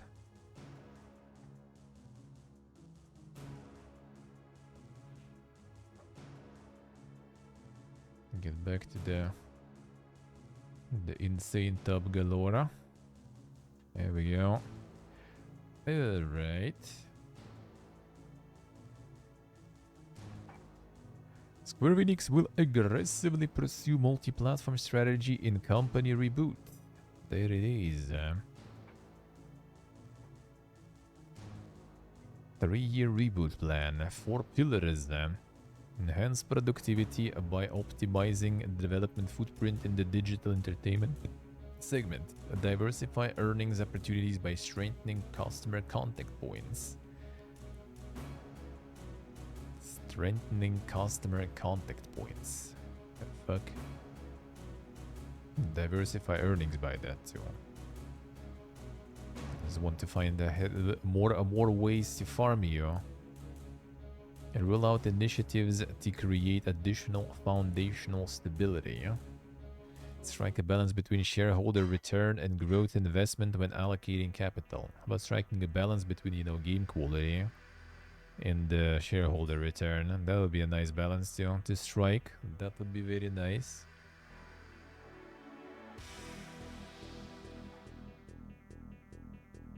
The exclusivity in that good. Well, they want more for that exclusivity, probably. And if Sony not gonna pay that extra tax for exclusivity, they just not gonna do it. Square Enix will begin layoffs as part of structural reforms this week. Ah, there it is. Yeah, so these are initiatives, I guess. I see, alright. And see how it is. And the 3 years reboot plan starting with some layoffs. Alright. Began optimizing costs at its European and American offices via structural reforms. To more than 10,000 layoffs across game studios and publishers this year are easy to read between the lines. Structural reforms and a lot of layoffs. And now VGC confirmed as much. There it is. Don't say how much, I guess. Layoffs will happen over the course of the next month, with those affected set to find out this week. Total number of expected layoffs is not known, but VGC sources say staff was told it will mostly affect those working in publishing, IT, and Square Enix's collective indie games division. UK employees laid off will enter into 1 month consultancy period in accordance with the local UK law, while affected US staff could be out of their jobs potentially before the end of the month. That's always like funny to see. Well, funny. It would be that sad though, right?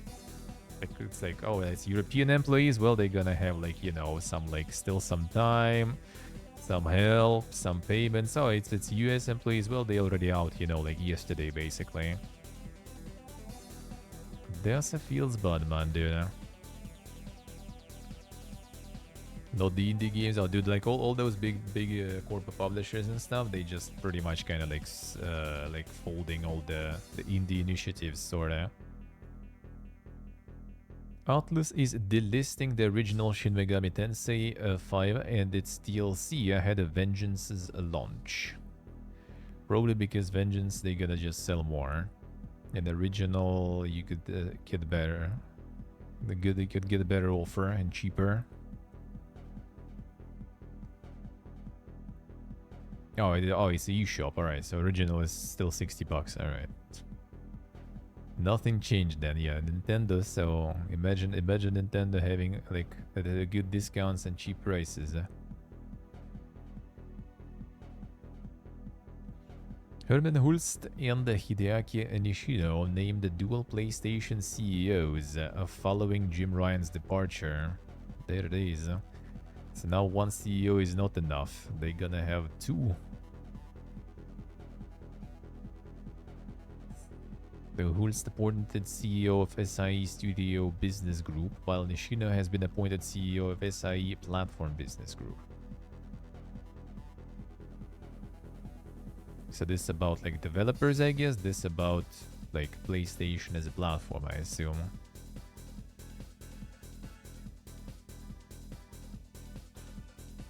Yeah, both Nishino and Hurts will report to Toki, and he will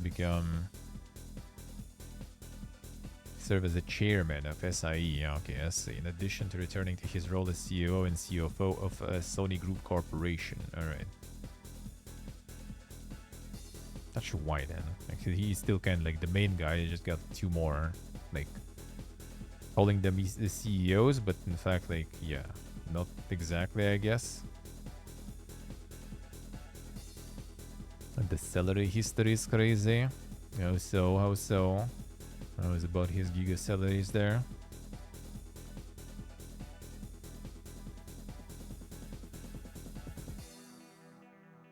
Separate blog post later this month, players will learn more about the long-term vision for Sony Group and the essential role SIE plays in that vision. Company might have some kind of event happening in May. They have like the corporate event happening like next week, right? Corporate event we're probably not gonna be watching. It's most likely way too corporate and pointless. But if they have like the actual announcement event, sure, that we'll watch. Helldivers 2 is PlayStation's fastest selling game ever, crossing 12 million copies in 12 weeks. That's insane, dude. Huh? Beating out the record previously held by God of War Ragnarok, which sold 11 million copies in 10 weeks. Like, everyone will like, well, what people will get from this? Like other studios, what will they get from this? Like, all right, we need to kind of like, we need to. Are they going back again to let's make live service games, or what we gonna what kind of meta we're gonna get out of this? Because I'm pretty sure they again gonna get all the wrong lessons from that. And like the main lesson, like in my opinion, right, is basically like sell it for cheaper, get the full crossplay and everything, not exclusivity. Well, they still kind of don't have Xbox included, but still, at least like PC, PlayStation, crossplay, and you know, like simultaneous release. Hey, Portable, hello, how are you doing? No shitty microtransactions, you know, like very kind of chill and laid back monetization.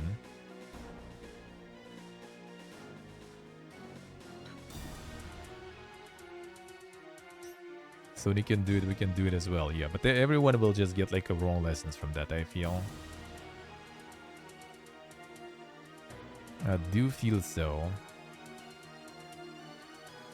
Well, I hope at least like the fiasco that they had with trying to force everyone on PSN, they gonna get some, at least that lesson others will also take, but I'm not so sure, man.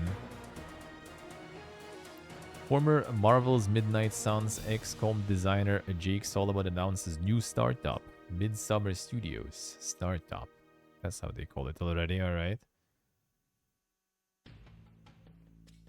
He formed a new company following departure from Firaxis last February. Midsummer Studios is a team consisting of veteran Firaxis and Maxis designers. It's going to be CEO and creative director, a game director Will Miller, also former Firaxis and CEO, CFO Nelsie Birch, newcomer to games with a 25-year career in financial and operations management. That is startup, dude. That is like, it's like, oh yeah, let's make a studio and do some cool games and everything. Oh yeah, we sure need like CFO, COO, you know, get that startup going, dude. Huh? Yeah, they're making basically another Sims version. Like, I don't know what's with that, because we have the one that Paradox is publishing, right? We have one that I think was a Tencent, or who was that? Or Krafton. I forgot the name of that one. That is also like in the works, and now these guys are also trying it.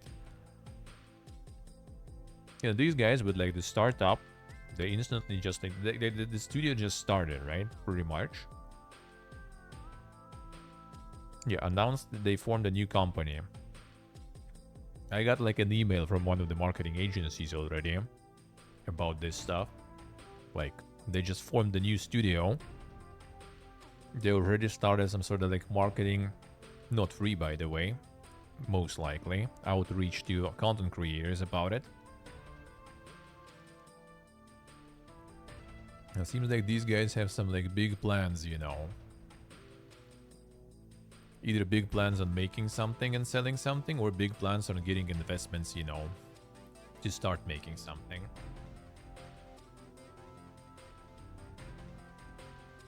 Nice portable, nice.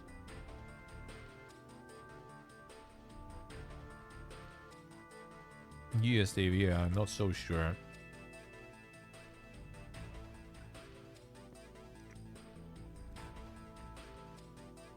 I mean, I hope they will. But I do feel it might be kinda like, you know, the same situation as like with FIFA and everything. It's just already such a known, you know, game and everything, especially since it's the same game, right? For years already. And it's also free.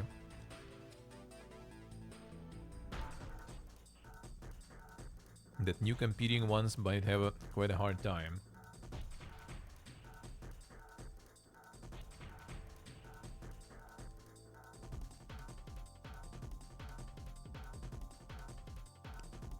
Already secured $6 million investment, alright.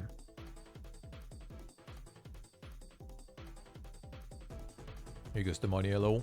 How we doing?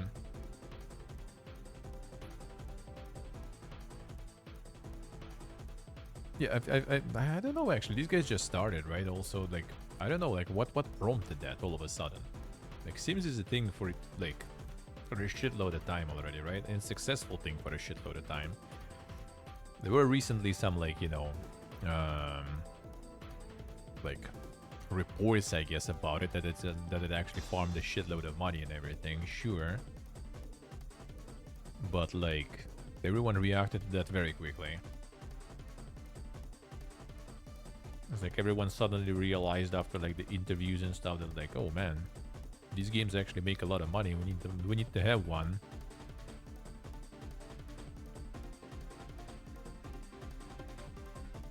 The thing is, like, back in the day, there already were attempts to create kind of Sims likes.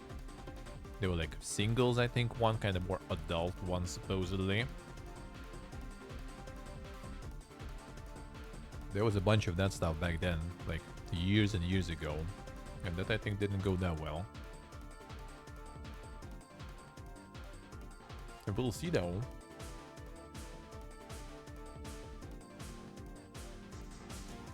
The next gen life sim emphasizes player-driven narratives, allowing communities to share memorable moments and grow out of the creativity of players themselves.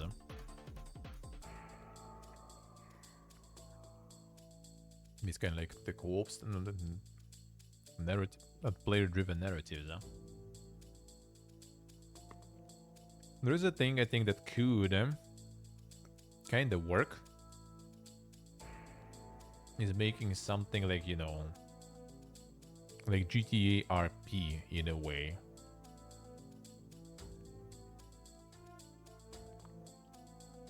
Because like GTA RP actually do be quite successful, even starting with like San Andreas multiplayer, for example. No, not much, no much, Gastomania, no much. Just kind of starting with the news, or like talking about stuff before. About them Steam algorithms and shit.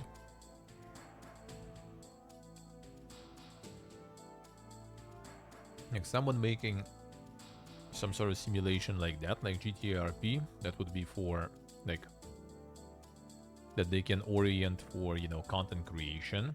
They can go big because it, like, I mean, GTA RP kind of showed that there is like a huge market for that stuff, both from like viewing perspective and from streaming perspective. The problem is, will it make a lot of money for creators of that though? That's a different question, because, you know, like, sure, streamers, like, gonna buy your game, but there's not that many of them to make it worth for you.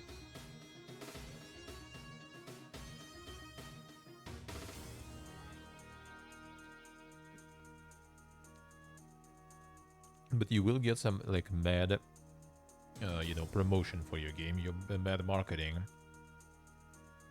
If you make some sort of quality, you know, standalone,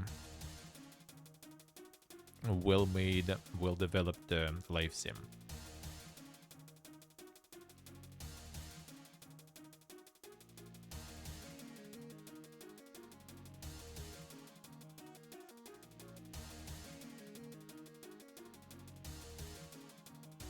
It's true, guys, but it depends on the gameplay, though.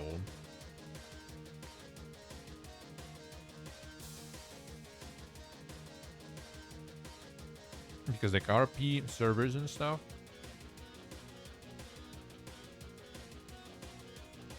they're being, like, driven by the RPing people. Which streamers, obviously, you know, kind of do it. It's their content. But if you're just a random, you're probably not going to be able to go to those servers, and you're going to be on some other servers, and that's going to be way less fun than you would think it is.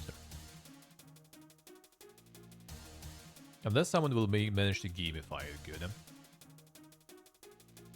So you don't need to, like, you know, be a streamer, basically, to actually enjoy playing the game. Like, GTA sells because it's GTA, right?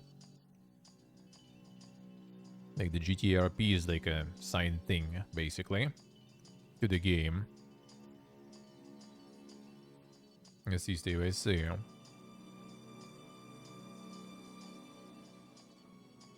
It would be just GTA RP standalone. Would that sell well? They still would make money off, like, selling the slots for people to join the server, you know, all those things. But, like, just the game sales, I kind of doubt it. But actually, maybe, who knows? Maybe I'm wrong. Maybe there's... Well, I mean, San Andreas multiplayer already exists for a long time, so... Maybe there do be a decent amount of people who would just, like, buy something just to kind of live sim. But if we'll get gamified well, it would be just fun to play solo even. Like, you know, like Life of a Peasant, the Warcraft 3 custom map, that shit was fun. Even without, you know, being a streamer and everything. And just kind of fun to mess around there. And the mechanics and shit there were pretty nice. Pretty well made, eh?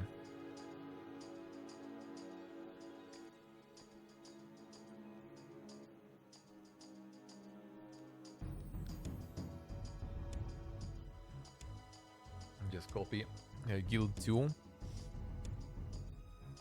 Yeah, I guess more accent on that stuff would be kind of nice.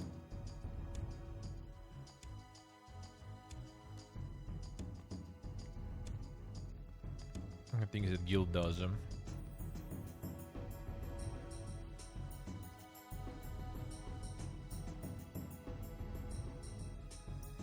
PlayStation 5 breaks sales record but still falls short of target after crossing 59 million units sold.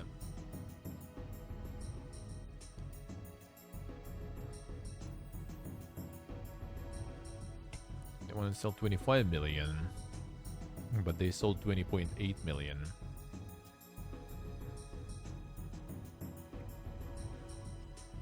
That's quite below the plan, I have to say. But also probably quite optimistic plans, to be honest.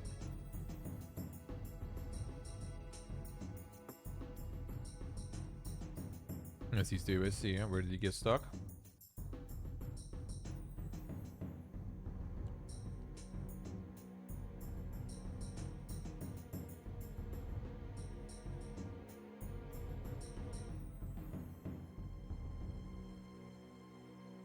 Just behind the PS4, 60 million units at the same point in life cycle.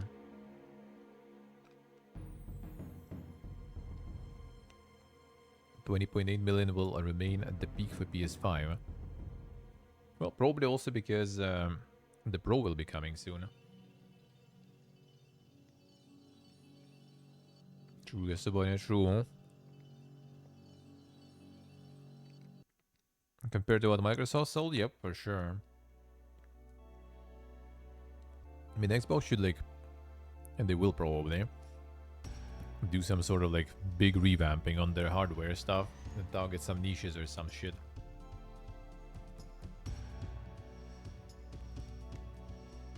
Yeah, 5-1 or something.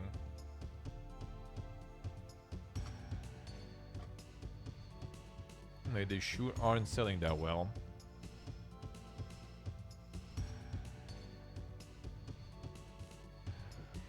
Sure aren't selling that well, man. Alright, Game Pass getting some good stuff. Chance of Sinar, that's good shit. Lords of the Fallen. Immortals of Adium, damn son. Humanity, Haunty. Oh, Hellblade 2. That's some big month there.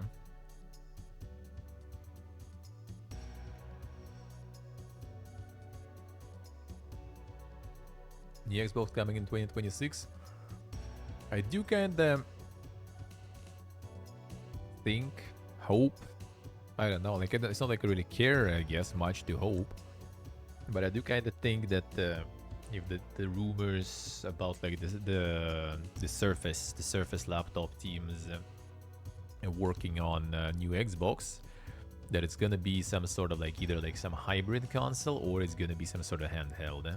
I have a feeling that might be kind of cool if they'll manage to kind of just aim for some sort of niche. And I do feel like the handheld is gonna be aimed a lot by different companies because Steam Deck is actually like pumping. And everyone just realized that, you know, there's actually niche that you can try to focus on. Some like portable, you know, a Game Pass machine. That would be massive.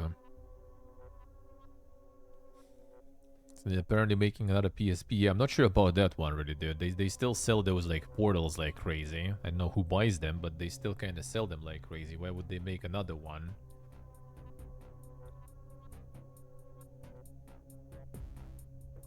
Maybe they realized if people buying that shit, then actual, you know, proper handheld will be even more successful.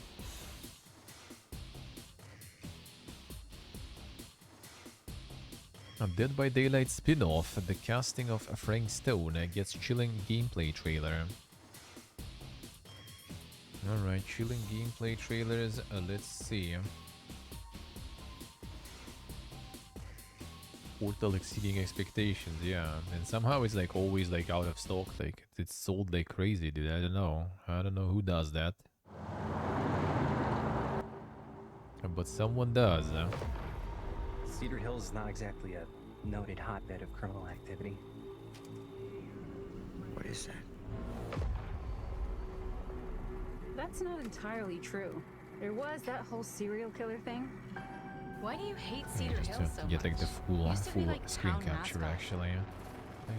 Ladies and gentlemen, I present The Mill. Spend enough For time the in my line of work, 2 PC setup. you realize every place has got its demons. Thing that belongs to the boy you're looking for? You can't shoot a movie in here. This is a condemned steel mill, Mr. Rivera. I suggest you immediately vacate the Yeah, premises. this one just goes this way. That's the OBS, no. Oh wait, was it this one? This is also this one. Come on, dude. So the OBS. Fine, whatever. Under any circumstances, sit Whatever. 1 foot back here in the Cedar Steel Mill. Ever. Such a joy to see young people so passionate about the arts. Everything's all right. Either of you heard of Murder Mill? No! No! There was a whole string of disappearances. Kidnappings, really. Murders. So what was this guy's name?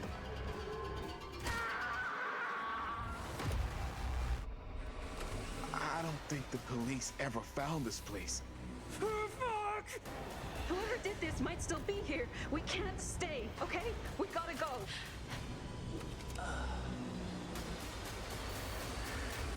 And cut.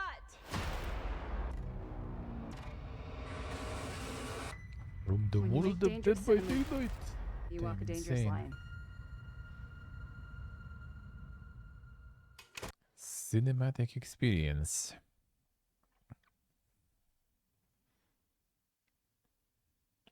The C-shape with so many tabs. Well, that's the only convenient way to do it here, like this.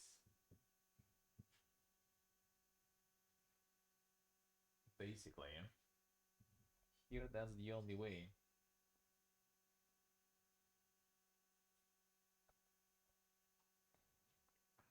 Sick is back.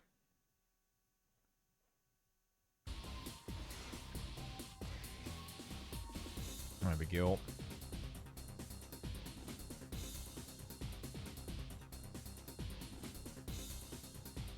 The old supermassive games look exactly the same. I mean, to some extent I do agree, kinda. I do agree. I do agree.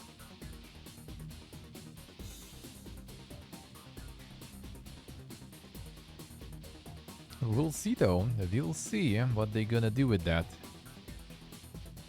Hi-Fi Rush gets a final patch to fix minor issues, reconfirms a limited physical edition. And there it is. After the shutdown. And release the physical edition of Hi-Fi Rush, the partner's limited run games, as well as a final patch to address some minor issues releasing later today.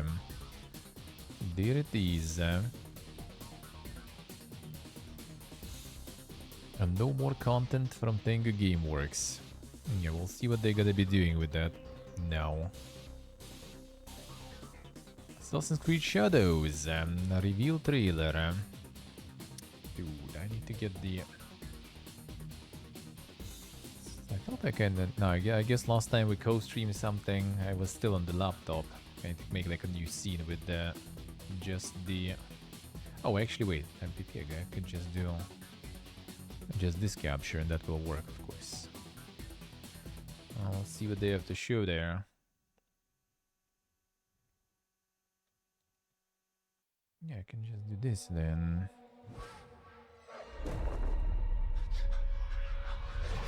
And that will do.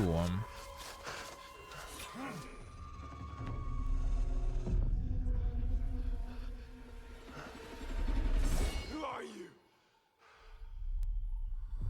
Who do you serve?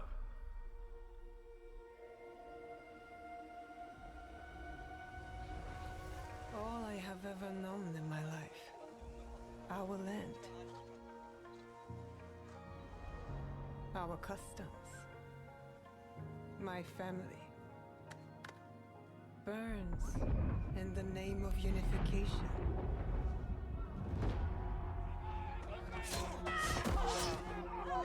And the oops.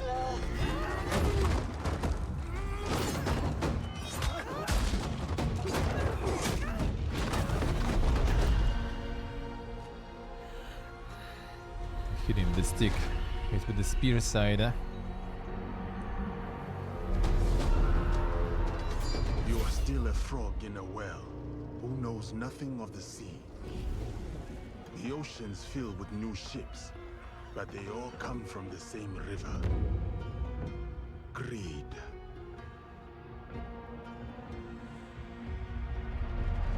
Wasn't the vault stuff? Power. Oh, I don't remember that. I think I know probably what you mean there. Vengeance. But I don't remember exactly. I think I actually had that one. I was kind of stuck there on the stream too. It was something PPG if I remember correct. Or me being PPG basically. And you? Will you continue down that river?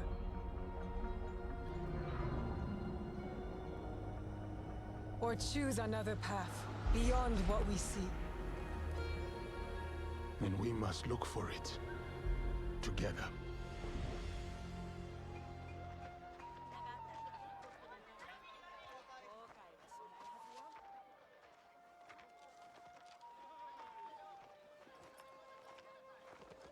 We must learn to trust, rebuild. And follow the blade.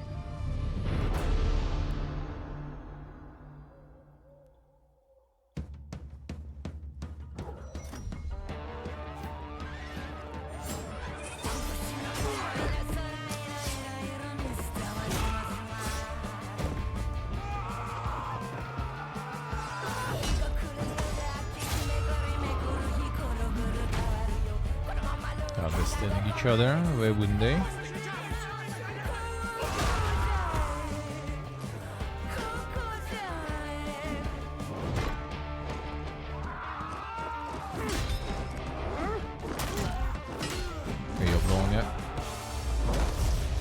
I said, who do you serve? Who?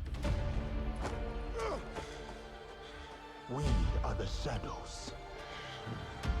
That served the light. Oh, I mean, he learned the language by that time, I assume. At some point, he kinda needed to. At some point, he kinda needed to. So he probably did learn the language.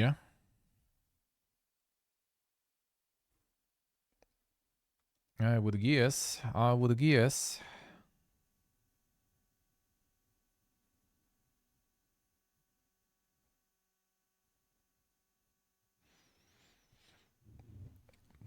A Nobunaga's retainer? Yeah, something like that. The sword bearer. But yeah, initially was a slave, then freed and given some, gave him a vassal sort of, you know, got some lens and everything.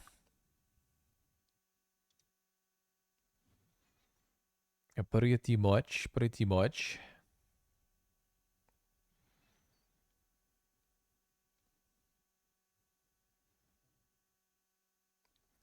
Musicus.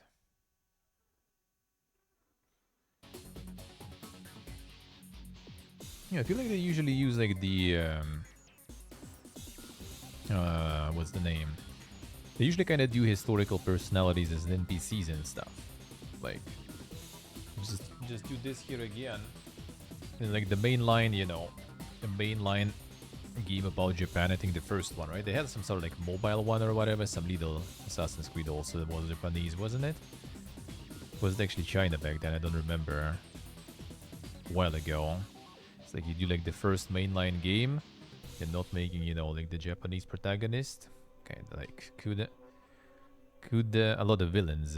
Yeah, they could make him like as an NPC villain, some other character, just as like other historical personalities.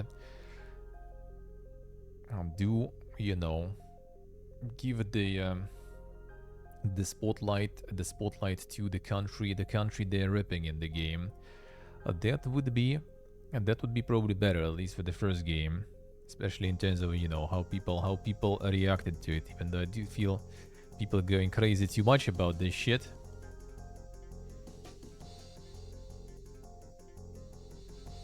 Historical figures were always NPCs, yeah. So that would be probably a better move. So that would be a better move. Yeah, remote, exactly. Like people going crazy about that shit already for way too long. For way too long, way too much. Way too long and way too much. And like the Wikipedia, you know, edit wars and all that stuff. Like, dude, relax. Relax. I'm not really into like the Assassin's Creed stuff, so whatever. But me personally, whatever. Not super interested in the game. The witch hunting one, that would be maybe kind of interesting. Japan, I mean, not super. Black Flag I would also probably like play just for pirates and everything. At some point I probably will. At some point I probably will. Other than that, kind of whatever. Chatting is a waste of energy. Yeah, whatever they do, it's whatever. Like it probably kind of, as I said, would be just like in line with their previous games and would be kind of more respectful, I guess, towards like, you know, covering the new country and stuff, just to put the highlights. Get the NPC, even as an NPC, wouldn't need to put like too much, you know. I love you guys. Oh shit. Thank you, Sacred, and welcome back to the dungeon, Soak. Thank you, Mon. Thank you, Sacred, and Portable. I love you guys. Come back to the dungeon, you too. Thank you, Sacred. Skull Bones, new content. The new season is coming. New season is coming soon. I don't remember, already, like in a few days, I think.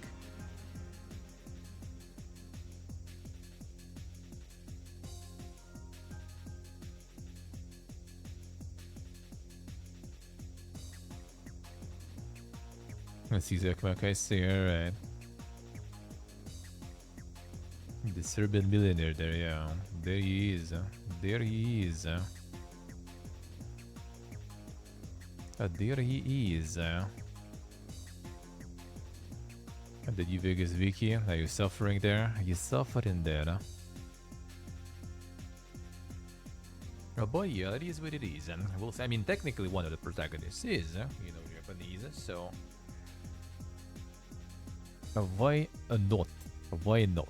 Let them cook, let them be, see how it goes. Another thing is like, yeah, the more outrageous stuff is that it's again like fucking 120 bucks or something, so yeah. Like that I would be pissed about. 130 even, holy shit. Just don't stop coming, dude, huh? Oh, and it comes with 5 skill points. Ooh, man, my favorite. Few days early with bonus skill points, some quests that are locked only for that edition and all that stuff. Like, man, like how the like I hate this shit. I like this is the thing I really dislike. Like, I usually kind of like more kind of whatever about that shit, but I really dislike that stuff. You know what I mean? I'm a weak man. And I'm a video game streamer and stuff. So like, if I will have some keys from that soul sent to me, I probably would play. But yeah, buying that, nope. My wallet is closed for that shit. Absolutely. Some I was considering actually last year. I think with Diablo, I actually was even considering again, partially even because of the streaming, to get the early access edition stuff. But nah, then fuck that. Nope. The Division Heartland has been cancelled. Oh damn, what a surprise. Part of Ubisoft's effort to streamline its operations and adapt to evolving market trends, there have been further reorganizations within the global publishing teams, both at the APAC region that is not organized into 3 engagement hubs at the central level. Additionally, in line with the increased selectivity of its investments, Ubisoft decided to stop development on the Division Heartland and redeployed the resources to bigger opportunities such as X-Defiant. Yeah, we'll see how big that opportunity will be there, in Rainbow Six. Yeah, we'll see what that will be all about. That X-Defiant also. But there will be some news about like X-Defiant likes already, I guess, sorta. You can play all of Assassin's Creed Shadows offline, but you need a connection to install it. That's like what makes news nowadays, you know, like the news are basically like, you know, that the water is wet as it should be.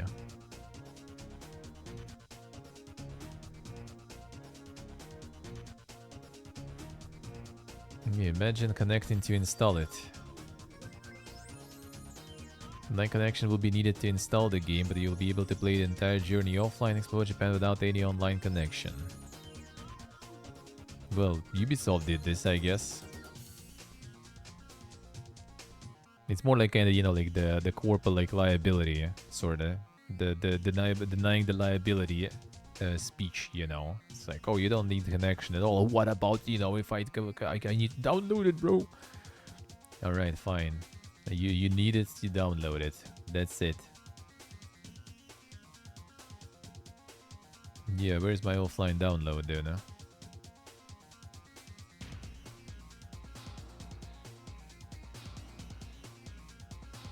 I see. Now, PlayStation Store says it requires internet. Ah, okay, I see how it is. Yeah, imagine that nowadays that's a big selling point when the game is actually being played offline in single player. That's new. Popular medieval strategy city builder Manor Lords surpasses 2 million sales in early access. 2 billion already. Feels good, man. Yeah, the dev is actually looking for new peeps. Dev is actually, yeah, looking for people to hire. So yeah, I guess they do be growing the studio and everything. Well, from one person to more people. So yeah, now it's gonna be the actual post-release support will be done by the group of people already. So now it's gonna be more productive. Summer Game Fest to have more than 55 studios and publishers, including PlayStation, Xbox, and more. It's on the first stream. Or is it overall? Ahead of the live stream and subsequent invite-only play days for hands-on gameplay, SGF unveiled the first wave of partners. All right, so it's not necessarily, you know, just on the first announcement. I assume it's just for the whole event, sorta. Yeah, we're gonna be watching on June 7th. That we gonna watch. I assume for us it's gonna be already like June 8th though, I guess, right, with time zones, or close to it at least. Xbox's Activision opens new studio to develop narrative-based AAA franchise. 11 p.m. Oh, 11 p.m. not too bad, at least. That's not too bad. Well, for me it will be 8th of June though already. New studio calls Elsewhere Entertainment, developing a new narrative-based and a genre-defining AAA franchise. Studio is based in Warsaw, Poland, and according to a report from IGN, it is not working on a Call of Duty-related project. Activision doing something else there. Formed behind the scenes before today's public unveiling arrives roughly 1 week after Xbox closed for Bethesda Studios. Built from the ground up.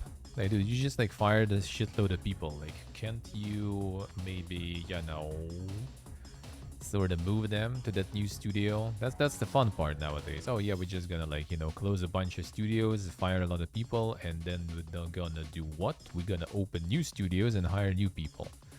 Damn, son. That sounds like a good decision.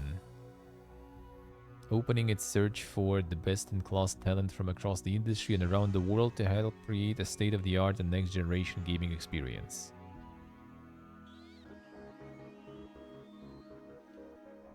Fae Farm, Dauntless Studio, Phoenix Labs lays off staff, cancels in-development games. Another one.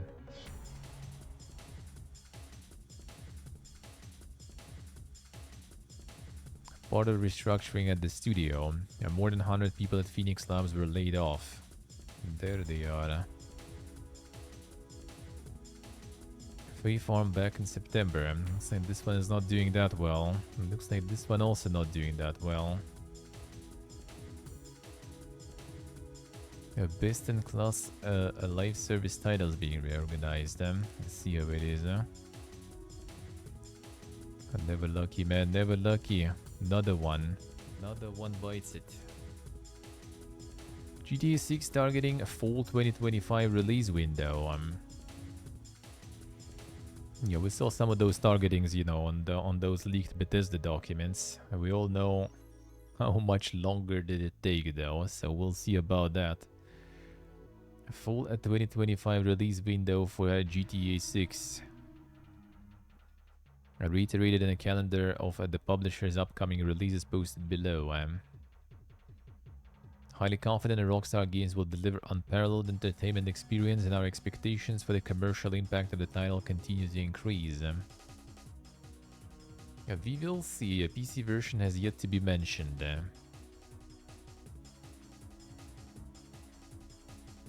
2K will reveal the next iteration of one of its biggest and most beloved franchises at SGF. People are going like all over the place with like guessing what it's gonna be. People going crazy guessing what it's gonna be there. The Civ 7 there, yeah. And Borderlands, Mafia, Bioshock. Bioshock or Borderlands? There were rumors about the Mafia game already being in the works. There were also rumors that someone is developing some new Bioshock game without original creators. So, could be. Yeah, next Mafia game is in development.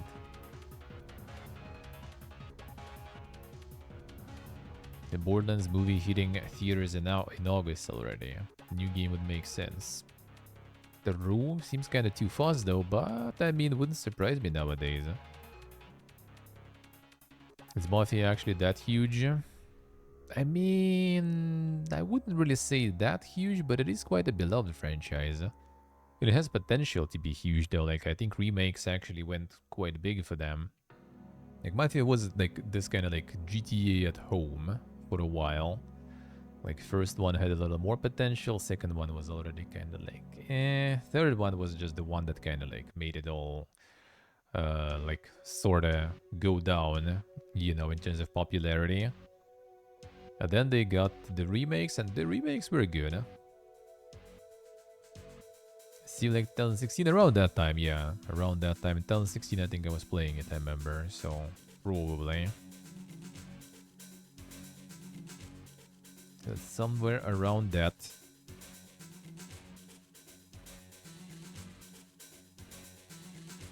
They are making... Oh, they confirmed that already too? Huh. Despite speculation, Microsoft will reportedly launch this year's Call of Duty on Xbox Game Pass. So it's still... they still commit. They still commit. Well, I mean, we'll see how that will go. We'll see how that would go. Yeah, they might be... There is, yeah, I think, article later that they're planning some changes in the different pricings and tiers for that. Yeah, that will be people molding, because like a lot of people who don't care about Call of Duty basically gonna get hit with higher prices when they don't need it, dude. Might actually cost them money? Nah, not really. I do think that Call of Duty is like on a pretty, like, not like the skeleton budget, of course, right? But I do think that it's actually quite cheap for them to make Call of Duty. So they will be farming 100%. They're just gonna be farming less though. But will it be that less? We'll see. Because like PlayStation, they still gonna sell Call of Duty. All of it, right? Xbox and PC, people who play multiplayer and stuff, they still probably gonna buy it. They're either gonna buy it or they're gonna, like, you know, stay subbed for a while they're playing multiplayer and stuff. Yeah, sure, it's gonna cut a lot of people who would just, you know, get the sub just to play campaign, which might be another 4-hour campaign like in previous one. We'll see. We'll see. They will lose. Not lose, they will gain less, for sure. Will it be that much less? Who knows? We'll see. Yeah, a lot of people, yeah, that is also kind of like the thing about like Call of Duty, FIFA and all of those. Like a lot of people just like play those. They just, you know, like Call of Duty, FIFA, whatever gamers. They don't play anything else. They don't like know about like all them game passes and stuff. They just go, they just see ads, they go to the store, they get the game. Done. Hey, Shibek. How we doing, man? Yeah, where are we dropping, man? Where are we nuking? Fallout is coming to Fortnite. There it is, man. There it is, Time for everyone to start playing Fortnite now. At this point, Fortnite will have more show-related content than the actual Fallout Lifestyles game. Yep, they did not shit do the Fallout 76. That's still bad. Like, come on, man. Yeah, what was about that one, Steve? Yeah, so we have some of the games there too. Speaking of some hidden gems and stuff. Speaking of some hidden gems, the Doors of Teritius. This one is gonna be 1.0 soon, wasn't it? No, doesn't seem like yet. Doesn't seem like it yet. Seems like not yet, but yeah, there is this one.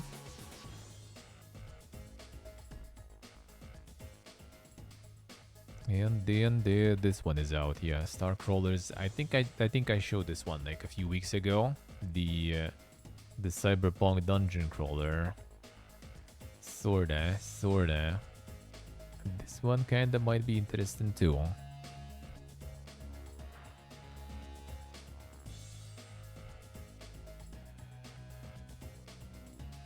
Nice remake, nice. Feels good, man. Feels good.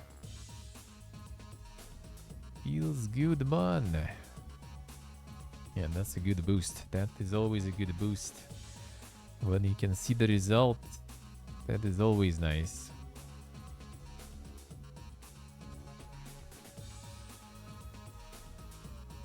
Yeah, this one might be kinda interesting. Wait, is that the negative? Uninspired dungeon crawler, prefer the first one, have better. Oh yeah, I remember we read some of those. A real-time combat more interesting in the JRPG approach of the previous title. Yeah, that's the first part of this one too.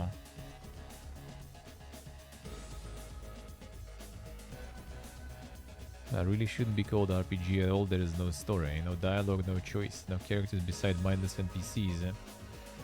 Town hub, no proper vendors, no factions. Yeah, pardon that sole the only purpose to visit is because there is a stash box there. But players have a bigger inventory since they can teleport home from anywhere anyways.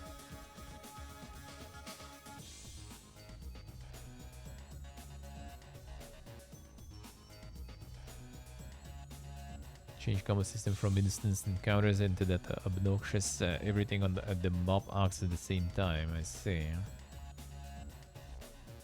Press 1 spam when you are never in any danger zone. Alright, I see. Everything acts at the same time on the map. Good old times, man. A little kitty big city sells 100,000 units in 48 hours. There we go. Odd cat Sultan. Get cats. I see, what I see. Nice, nice. Time to add some cats, man. Cats sell. I see, Steve, I see. There should be the way. I don't remember. I think I had like also something about the door like that. There was something dumb that I realized that I didn't do or something or needed to do. Ex Blizzard devs Frost Giant got players to invest nearly 1 billion into the studio. Yeah, so they basically were like selling shares there.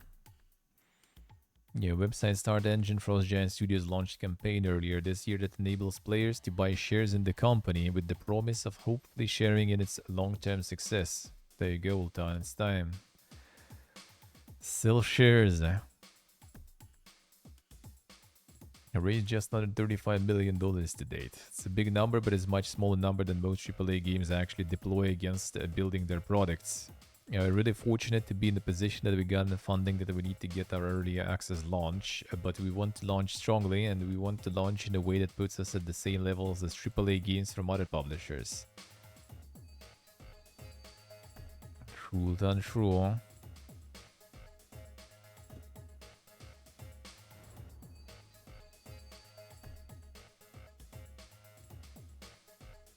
Yeah, the Campbell is working. Oh, directing In Exile Entertainment Wasteland 3. Huh. That's quite the games they're working out there. The StarCraft guys and yeah, the Wasteland guys. All right. See, there was a large contraction in the amount of venture funding that went into games, and frankly, the amount of venture funding that got deployed at all is a result of higher interest rates, macroeconomic conditions in general. Suddenly changed the thinking of a lot of founders in terms of making more strategic partnerships, doing more publishing deals, and in our case, partnering with the community to still have strong launches for products. Do you think that it's a bit of a pendulum swing, eh?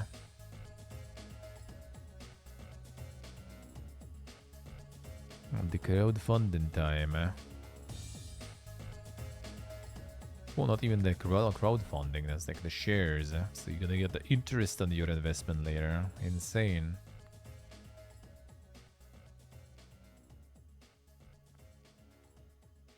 But no campaign, man. No campaign. I'm not so sure.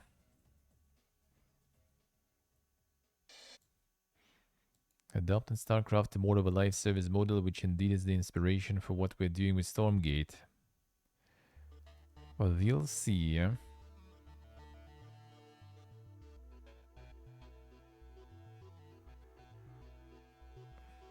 True. But not so false.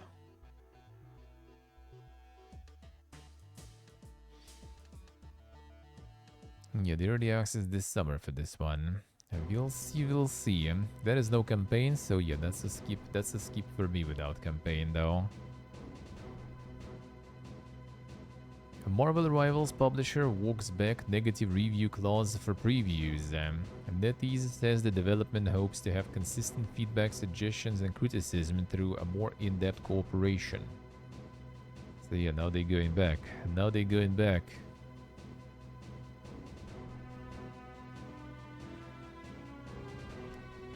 Feels a good man, eh?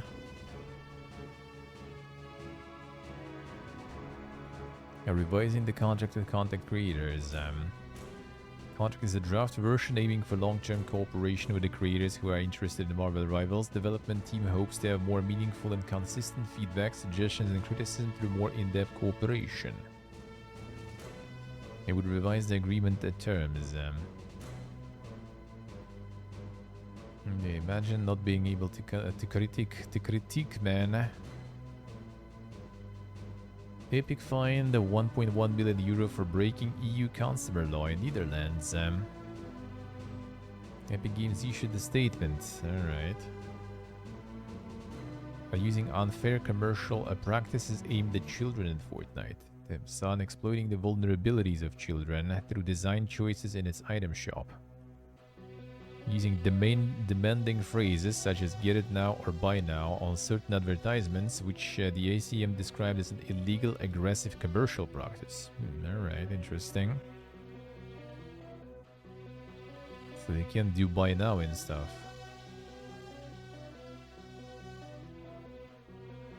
It's deemed. Oh wait a second. Advertisement. Countdown timers were used for some advertisements for items that were still available in the shop even after the countdown ended. Ah, I see, alright. What a twist, man. Hero missing out from suggesting the scarcity of items that were otherwise still available to purchase. There it is, man. What was the statement there? Findings in the ACM decision contain significant factual errors about how Fortnite and the item shop operate. The ACM is mandating changes that would result in a poor experience for players. Damn, son. If you rephrase "buy now" and everything, that would be a really bad experience, dude. Huh? Our appeal is pending. Players in the Netherlands that are under the age of 18 will not be able to see or purchase items that are in the shop for less than 48 hours. Damn, son. And the FOMO tactics there, dude. Huh? The former Ubisoft dev who wants to bring back the golden age of JRPGs. CEO Emma Delage about the community's hunger for JRPGs and why Kickstarter could be a viable path for Studio Camellia's debut project. That makes Ubisoft with JRPGs there. Ah, yes. Been in the industry for over 12 years with a background in marketing, business strategy, and production. See how it is, man. See how it is. Mediterranean-inspired JRPG that features work from renowned Dark Souls composer Matoe Sakuraba and Genshin Impact artist Yoshiro Ambe. Damn, son. Former devs projects incoming. Well, it seems like it's not even devs, dude. The former corp is there.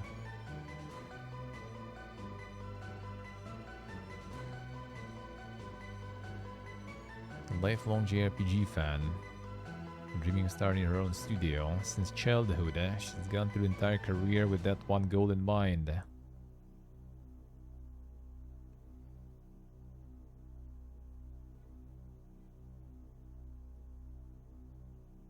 were a lot of interest in gaming with expectations that are not realistic with what most game developers can do.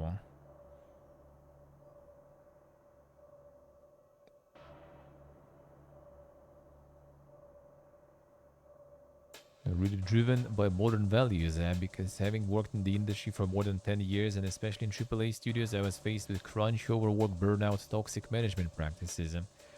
And when came the time to start the studio, I was like, there's absolutely no way that I'm going to reproduce that. Have this moment when you realize that you're actually going to have an impact on the life of some people and they don't want this impact to be negative.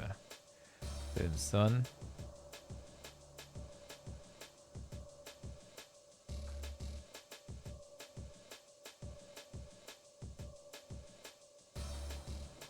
I really want to specialize and build an expertise in JRPGs. Damn, son. It's quite a genre to specialize in, really.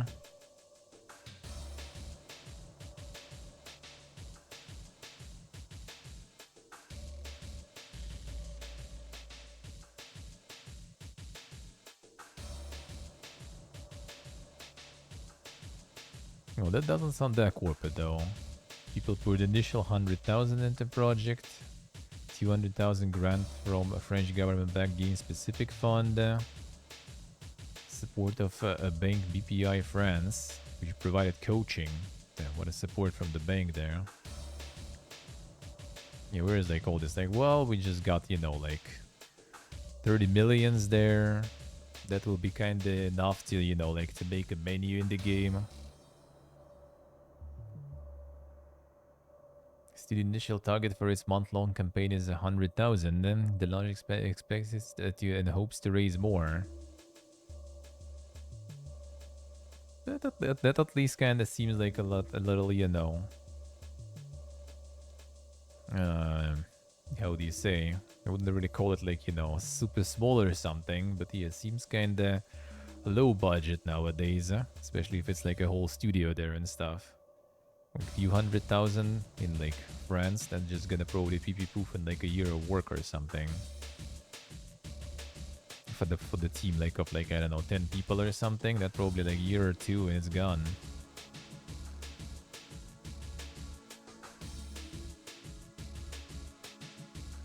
Had this chance in France of having at the time 2 years of unemployment compensation. Without that, it would have been really very scary to start the studio. Oh, I see, alright. French government said that they were gonna reduce the length of the support and well, it's going to lead to fewer people starting their own business. Starting development and unemployment support. That's the way of the indie, man, alright. Maybe not so corporate then. Maybe not so corporate. Siutan, I see, yeah.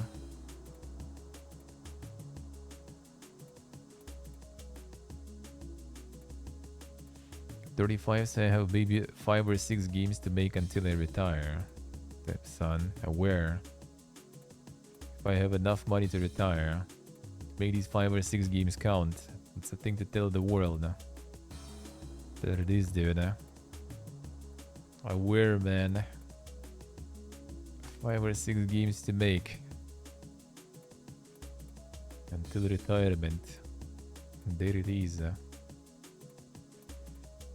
Well, the development cycle then you expect, I wonder. When you expect to retire, rather. GameStop shares a spike on return of a meme stock poster. There it is. Roaring Kitty's first social media posts in nearly 3 years have stock trading around triple last week's closing price. What a time to be alive, man. Just like some meme post on social media and the stock's fucking tripling there.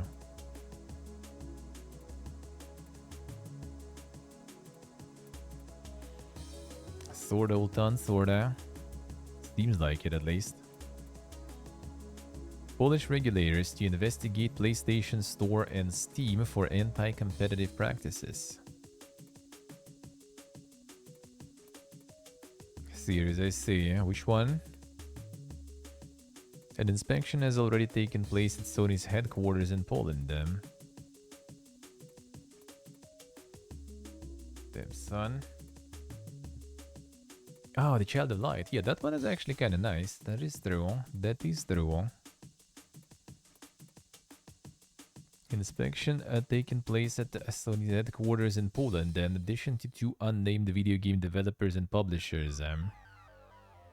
Evidence collected will be investigated for signs of anti-competitive practices, such as prohibited agreements or abuse of a dominant position by providers of digital distribution platforms for video games. Effective engaging in these practices could harm consumers by excluding competing platforms or the exploitation of developers and publishers and higher prices for players.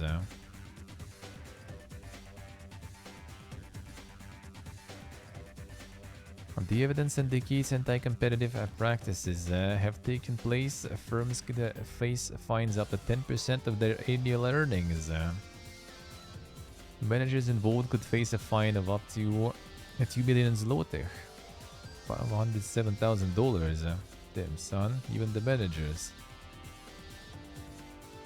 Digital game distribution market is displacing traditional sales. Gamers are increasingly less likely to buy games in boxes, but are sourcing digital copies on online sales platforms. At the same time, we see that there may be restrictive practices by major players in this market. I mean, not completely false. Not completely false. Steam with PlayStation about to get some Papierdolilo action there. Let's go. Deserved. Listen to complaints and lower the price of their games. Yeah, they actually they actually did back with Hades 1 too, when it was just out on Epic. That was the same stuff. Like it was also just out. I bought it, and then after some time I got like a little refund.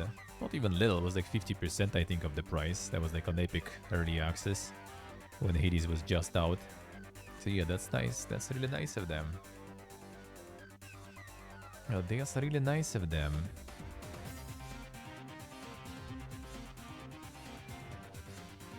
A UK government responds to a Stop Killing Games campaign. There is no requirement in UK law preventing publishers from rendering older games unplayable. Ah, there it is, man. Quite a response there. Consumers should be aware that there is no requirement in UK law compelling software companies and providers to support older versions of their operating system, software, or connected products. There may be occasions where companies make commercial decisions based on the high running costs of maintaining older servers for video games that have declining user bases. If consumers are led to believe that the game will remain playable indefinitely for certain systems despite the end of physical support, the Consumer Protection from Unfair Trading Regulations from 2008 may require that the game remains technically feasible, for example, available offline to play under those circumstances. Yeah, another case of the ancient laws. Working on the new stuff now. They use Zloty or Euro on Steam. Probably Zloty, I guess, right? I assume. Former Bandai Namco worker arrested for suspected embezzlement. Damn, son. Ex-employee is said to have sold upwards of 4,000 company-owned smartphones worth around $2.5 million. Oh shit, into there. Welcome back to the dungeon. Thank you, sir. Thank you, man. Thank you. I appreciate it a lot. How we doing, man? Oh, they changed it from Euro, I see. 4,000 company-owned smartphones. Damn, that's a lot of smartphones they have. They're trying to make the mobile games, and that dude was like single-handedly sabotaging the mobile development in the company. Embezzled $345,000 worth of assets, including company-owned smartphones and other items in 2020. The role involved procurement, distribution, and management of mobile devices used in development of game software. Aha, so he was sabotaging the mobile development there. Reportedly sold up to 4,000 smartphones between 2015 and 2022, amounting to around $2.5 million. Insane. Which includes the amount that Yasumi has been charged for. Alleged embezzlement discovered in November 2021 due to discrepancies in usage on mobile devices. What a guy, man. What a guy. Single-handedly just like sabotaging the mobile development there. Now they also gonna start doing all the mobile stuff.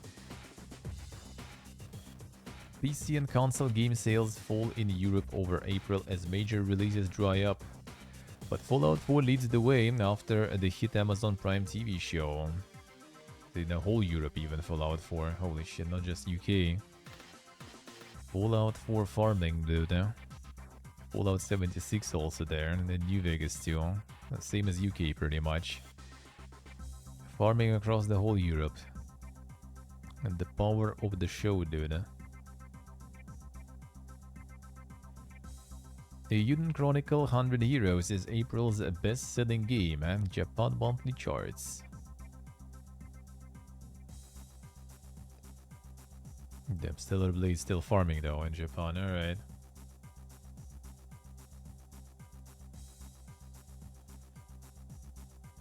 Not sure. Is it? I think you can.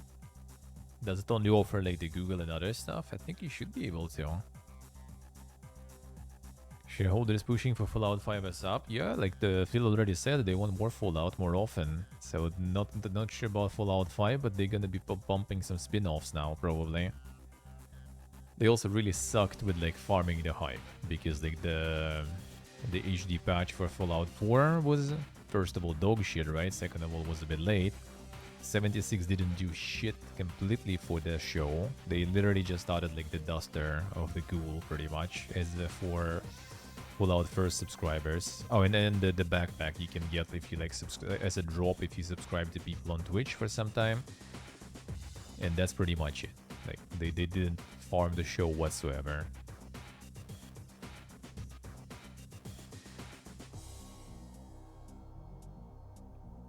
The series, I see. Not sure, not sure. Rise of the Ronin is also farming in Japan, I see, alright. But yeah, switch all over the place.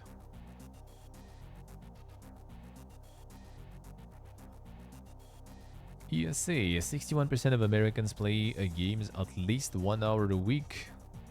Ford also says that more than half of adults age over 18 play games regularly. Gamers rising up, man. They be rising up, dude. The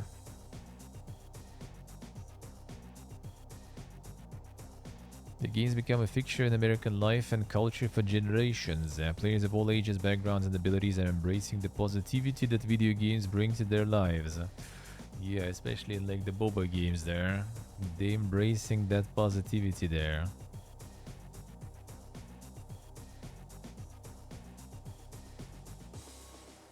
See portable, I see. Why not? Why not? Game Square launches FaZe Media. FaZe Clan's Richard Bankston will lead the firm while investor Matt Kalish joins the board.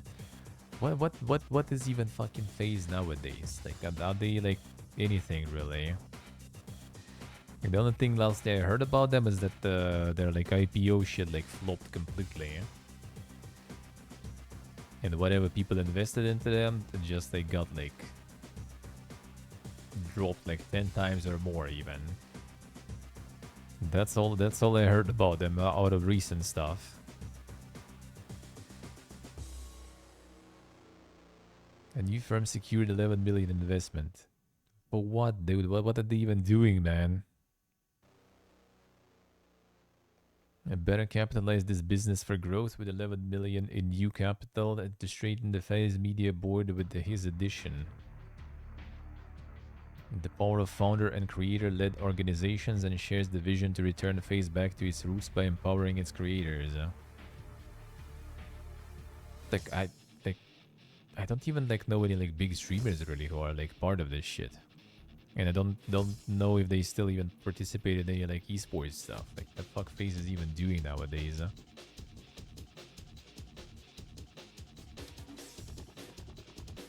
Bellwright sells more than 200,000 copies. Donkey Crew Medieval RPG launched into early access nearly a month ago. Tell you, survival farms, man. Survival just farms. Fusion CS2 tourneys, alright. Well, at least they still have some presence though, so that's something. Because like I haven't heard about them like in a while. Outside of like some drama stuff, I don't even like hear about them whatsoever. Nice, Dave, nice. Still some pizza left. Damn son, time to fix that. Zidnik on Roll 7 and Intercept games. We didn't shutter those studios. Update Take-Two says entire organization contributed to cost reduction efforts after CEO claims that firm hasn't shuttered anything. So these guys like again going full gaslighting mode. They already said I think about like the Bioshock 2 studio when they closed it that no, we didn't close shit, and no one ever heard about this studio whatsoever. So instead of like, you know, going like Xbox, you know, we're closing the studios and farming ale, these guys just pretending nothing happened. Yeah, yeah, you can get a Dragon Age Inquisition for free on Epic indeed, huh? Didn't shutter those studios, to be clear. Always looking at our release schedule across all our studios and make sure that it makes sense. So we are being very judicious because we are in the middle of a cost reduction program that we already concluded and are now fully rolling out. Update. The organization contributed to cost reduction efforts, including Private Division. Yeah, Private Division, I guess they didn't hide though, that they admitted. But they didn't close it, they just did some layoffs. And these guys, they just closed. And these guys, they just closed. But yeah, no, full gaslighting mode. That didn't happen. That just didn't happen. Despite all the proofs and stuff that are there. And people literally being fired and stuff. Nope, didn't close anything. Airship syndicates a Wayfinder, shifting from free-to-play online to premium single-player game. Someone else with some good decisions, man. Changes coming with upcoming Echoes update following the title being dropped by publisher Digital Extremes. Premium single-player offering now. Will also remove all microtransactions and in-game purchases, selling the game for one-time payment of $25 during early access. Price will increase upon full release. Yeah, Digital Extremes ditched them. Closed its publishing division in November 2023. The impact on Airship Syndicate led to 12 people being laid off and pay cuts for the studio leadership, but the developer has pressed on with Wayfinder's development. Well, respect. Hope that will work for them. Because that one wasn't doing that good.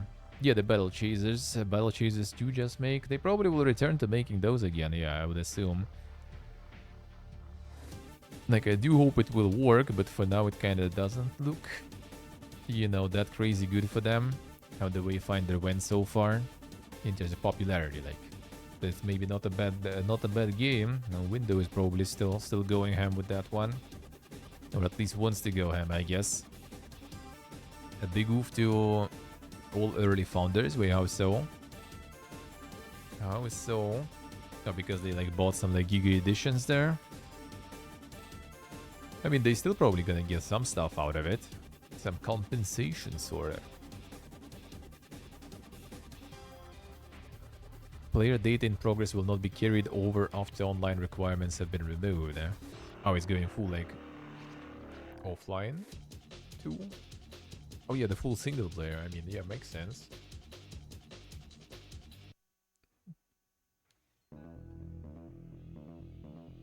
With the people who love live service lop, I guess.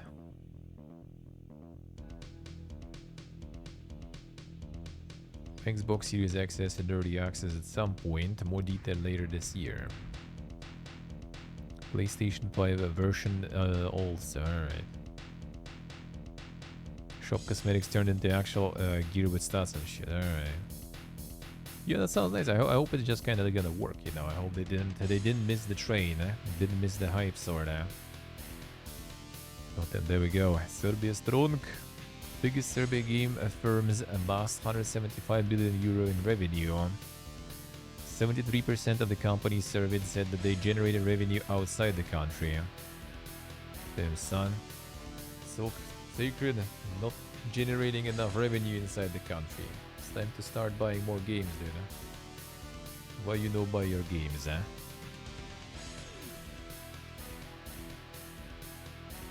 You're growing 17% year on year. 21 largest companies in the sector.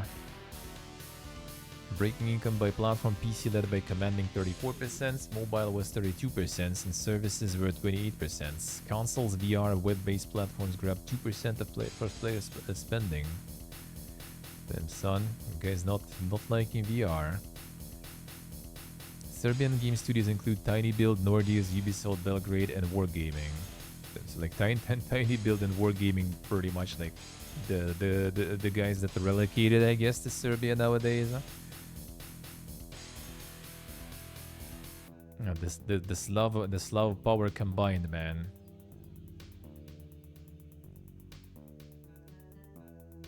All them Rus, you know, moving and getting their companies in. Feels good, eh? That's nice, though. Accidentally loaded instead of saved. Been there. Kind of like trickier in New Vegas, though, I feel.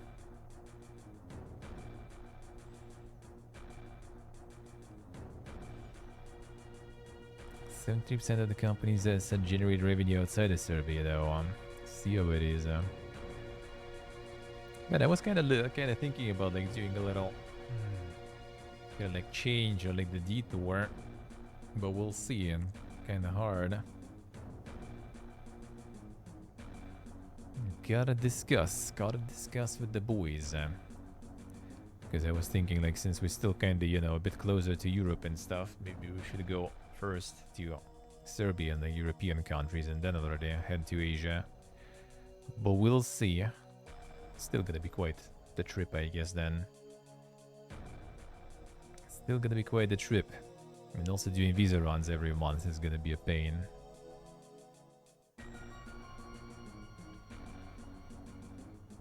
GameStop preliminary Q1 results have the sales down at least 28%. Video game retail company is also poised to sell upwards of 45 million shares. Again, with a better ending point? I mean, I guess the ending point maybe, yeah.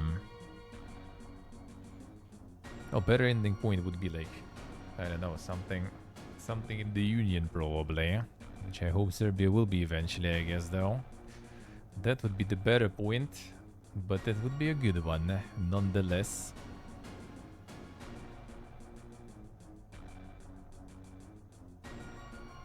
GameStop sales have decreased 28 to 30% year over year for the quarter.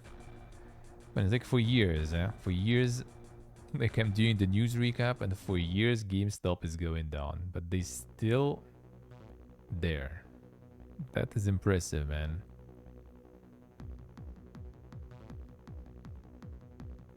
Microsoft to add the next Call of Duty title to Game Pass had that one, but now I guess it's kind of the confirmed one, right? Wasn't it?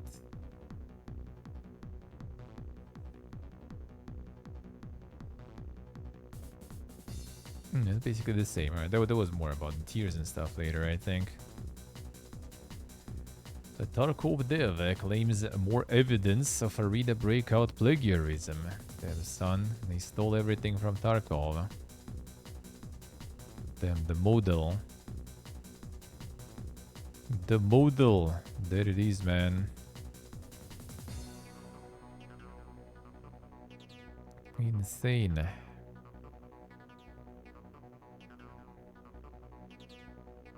The assets were stolen. The asset was BSG design, which Buyanov wrote it's ours. We do every single weapon and EFT, and we have all of the necessary source files for that. It's a direct indicator that if the post is accurate, it's evidence of plagiarism between these two games.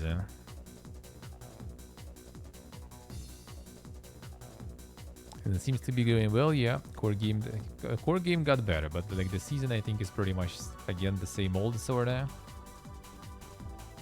Tencent probably doesn't really give a fuck, yeah. People nowadays also probably wouldn't really take the Tarkov side with all the Fiesta there. First Red Dead Redemption could be coming to PC. There it is. I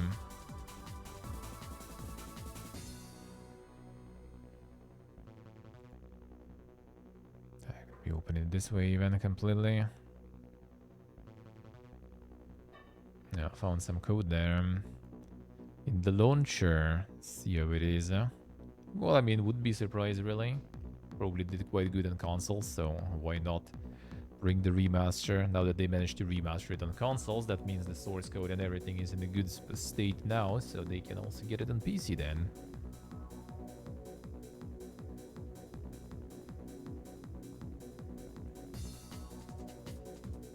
As you would do, I see. Dubai launches long-term gaming visa to entice content creators.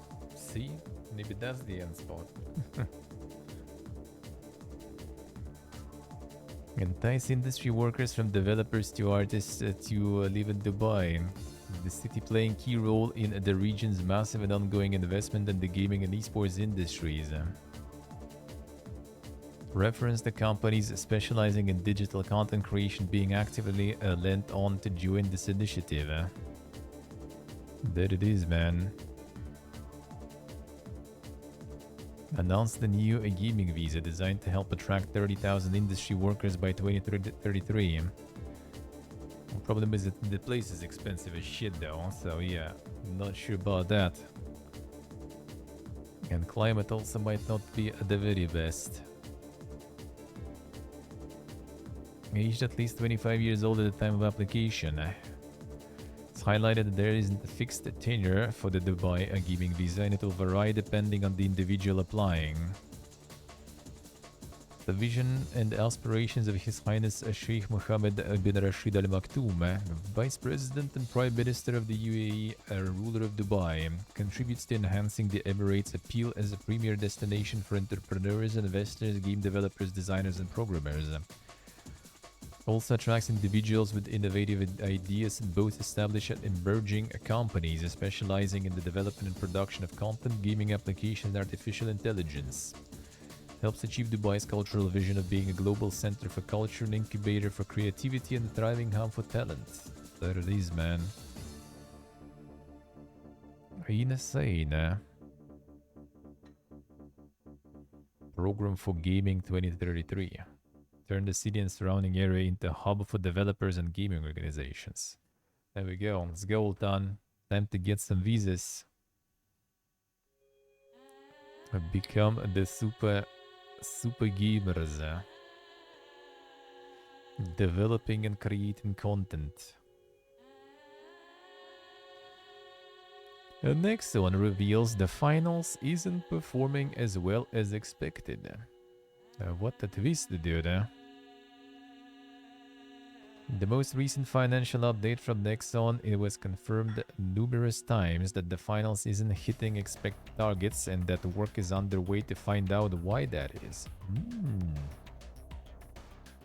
The launch of Season 2 in March created a short-lived increase in player metrics but delivered lower than expected retention and revenue. The Embark team is working with our Korea-based live operations team to understand and address the key issues. Yeah, that's the thing. Like, you just like, you can't hold people forever in the game anymore. Like, sure, some new stuff drops, people kind of hop in, people go ham, and then it's just gone. You know, like few weeks of interest, and then they don't. There it is. And that's kind of like all over the place, really, almost. It's the same with all the multiplayer, with the MMOs too. Like, some new content drops, people just, you know, kind of gonna like play it for some time, and then they move on to other things, other places. There's like so much to play that it's the retention is a problem. First look at Dead by Daylight Universe game project. The project T, a 1-4-player PvE co-op shooter in early development.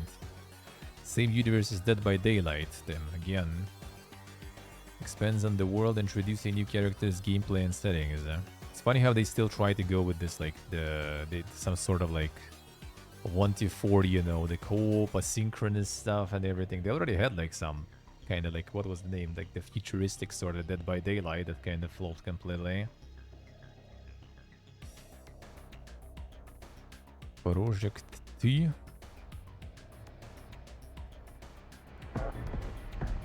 actually like something and just a bunch of constants there and yupping. Yep, I see. I see, alright. Yupping and stuff, we can skip.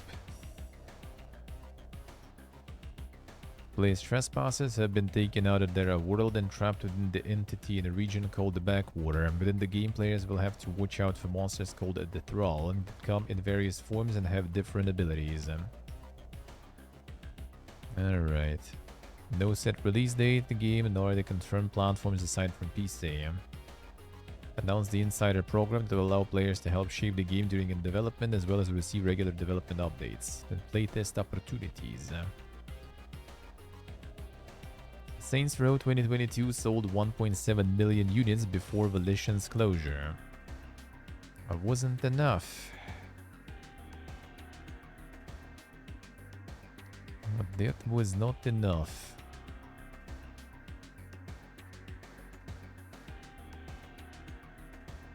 Cost more than $100 million to develop.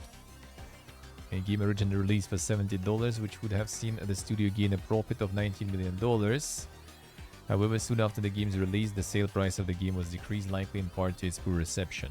And I mean, it's also, you know, you need to pay taxes and everything on those revenues, and Steam share the given cut and everything, so that kinda, you know. But it didn't flop as hard as it would seem, really, you know, from the numbers. Near veterans possibly working on new project and series. Yasuki Saito and other Nier veterans are working on a new project that might be a new installment in a classic series. A Nier series director Yoko Taro and composer Kiichiro Okabe will reportedly join one of Saito's anticipated projects. Saito simply said it might be Nier, it might not be Nier, reportedly with a laugh. Well, considering the Yoko Taro joining, and not kind of being in the lead, I guess, maybe it's something on the side.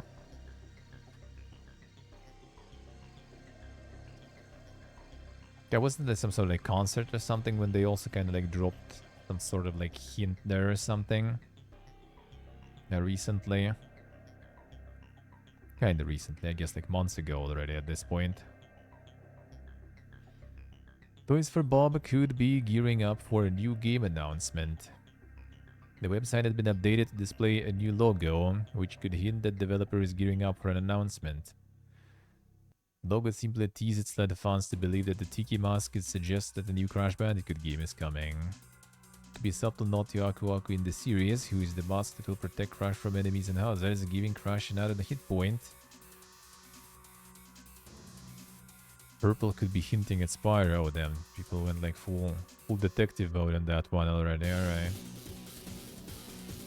Lego and PlayStation are working on a new game called Lego Horizon Adventures. Damn, son. Soon announced a collaboration of a well-known IP.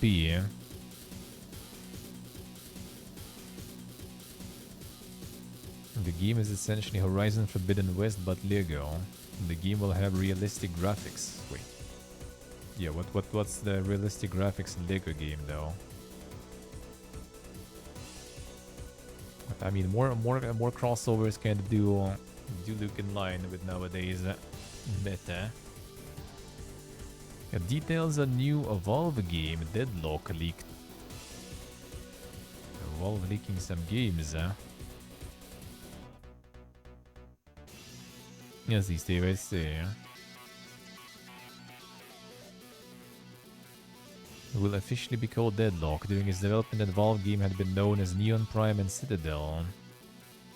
It reportedly be a 6v6 third-person hero shooter. Ah, our favorite. The game will feature a large map with 4 lanes to attack and have tower defense mechanics as well as various items and abilities to utilize. The game follower adds that Deadlock will have a fantasy setting mixed with steampunk, magicians, weird creatures and robots. Lastly, they say the game will feature fast travel using floating rails similar to Bioshock Infinite. So publishing this information has to be confirmed by Valve and not has been independently verified by Insider Gaming. Because of that, take all information on Deadlock, including the name, with a grain of salt. Let's see. The downfall of Overwatch, yeah. Well, I mean, the downfall is like not that bad. Like, it still be going.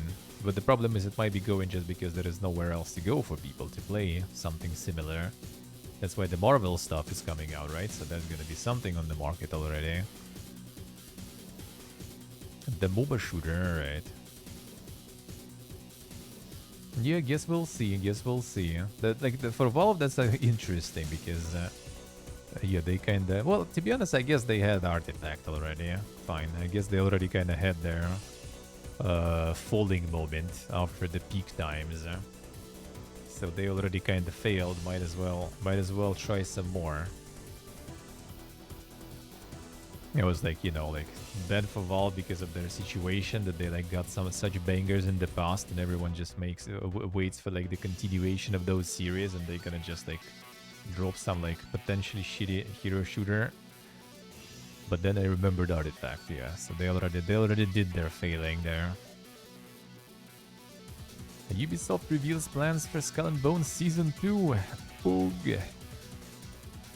There it is. Staying afloat. Yeah, I mean, you could call it that way. Ship upgrades, fleet management, helm releases, new PvE and solo game modes, balancing manufactories. There it is, man.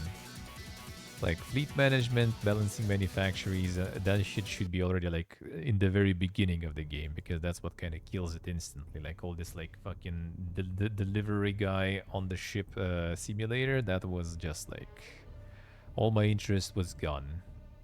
I did give it a fair go. I did try to enjoy it, but yeah, not like this. Yeah, this we already had. Biggest and most beloved franchise on June 7th. We will see who that be. I see, stay alright. So you are not an endurers camp there, alright? I see. Creative Assembly is developing a Star Wars Total War game, it's claimed. So now it's also claimed apparently that there might be a Warhammer 40k there. I wonder if it's the same. That people just, you know, oh, it's some futuristic stuff, so maybe Star Wars, maybe Warhammer. Or do they actually have like multiple ones?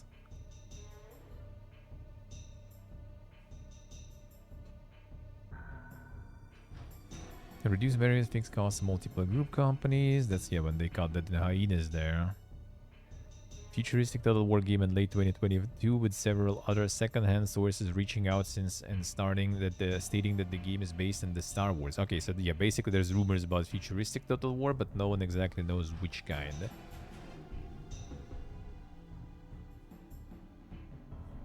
Surely they have 3 games in the oven. Yeah, I kinda... Well, I mean... It could... hard to say. It could be a couple, though. It could be a couple. The thing is, like, they also could, like, do some, like, half-hour spawn. Kind of like Pharaoh, right? Just some mini Total War, basically, you know, just to reskin. That'll be sad, but possible. Ghost of Tsushima hits 57,000 peak players on launch despite issues. There were some issues there. Some teething issues. What was the issue there?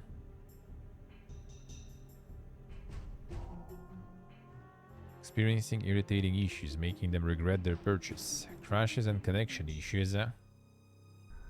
Connection issues and in part linked to the PSN account controversy. Alright. How would they do 40k? Well, if they will do 40k, then like Star Wars won't be far there. And vice versa, I guess, you know, futuristic and everything. Get some like blasters and stuff.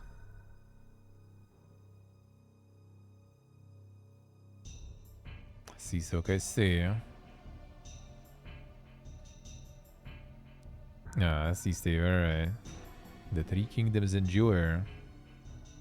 Redfall is getting one final update, including offline mode. No, we couldn't. That is perfect time to hop in the game, boys. Let's go.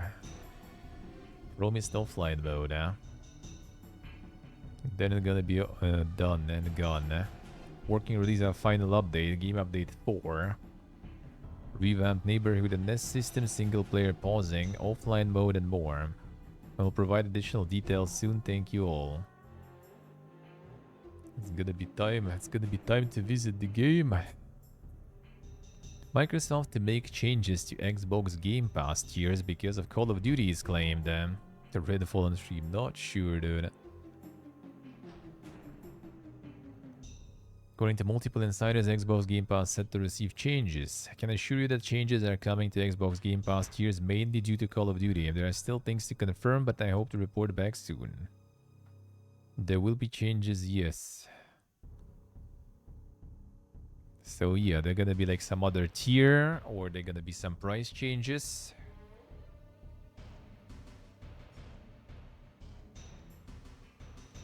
Peaked at 1,500 players on Steam. It was on Game Pass, yeah, right? The fall was, of course. Stellar Blade devs post cryptic picture teasing news. Released exclusively, alright. Developer Shift Up recently posted an image teasing news that's going to drop next week, but nobody knows what it could be. Ready for next week. The fuck is that even? It's a monster there.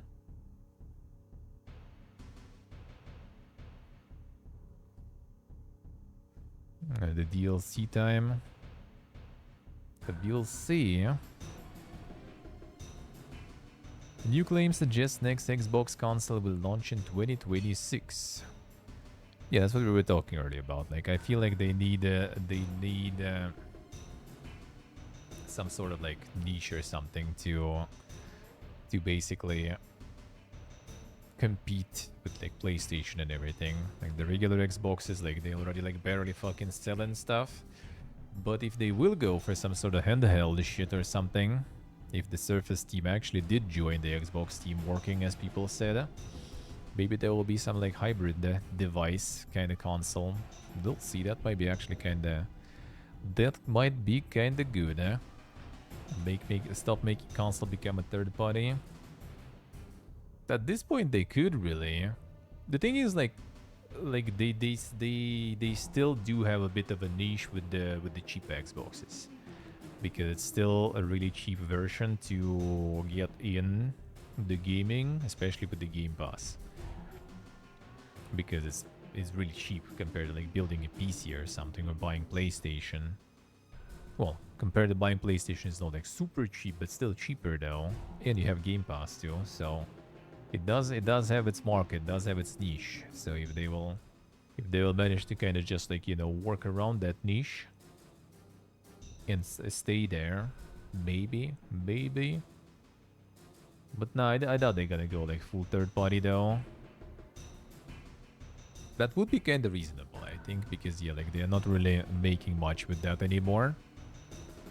Might as well just embrace it, you know, and just publish. That's it. Alright, one sec. Let's see.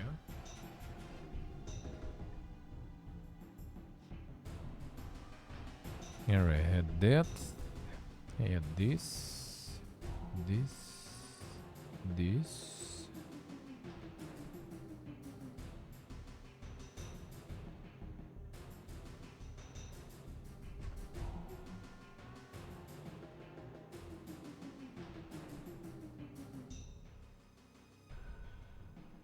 Just checking what did I miss or didn't miss.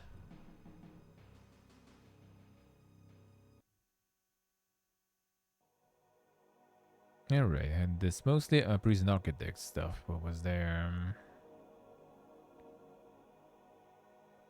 It was on Steam, right? Still.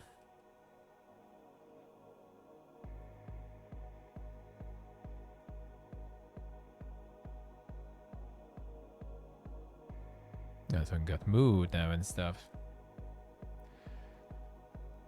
Third party is apparently what Microsoft CEO wants, alright. Yeah, I mean, that sounds reasonable though.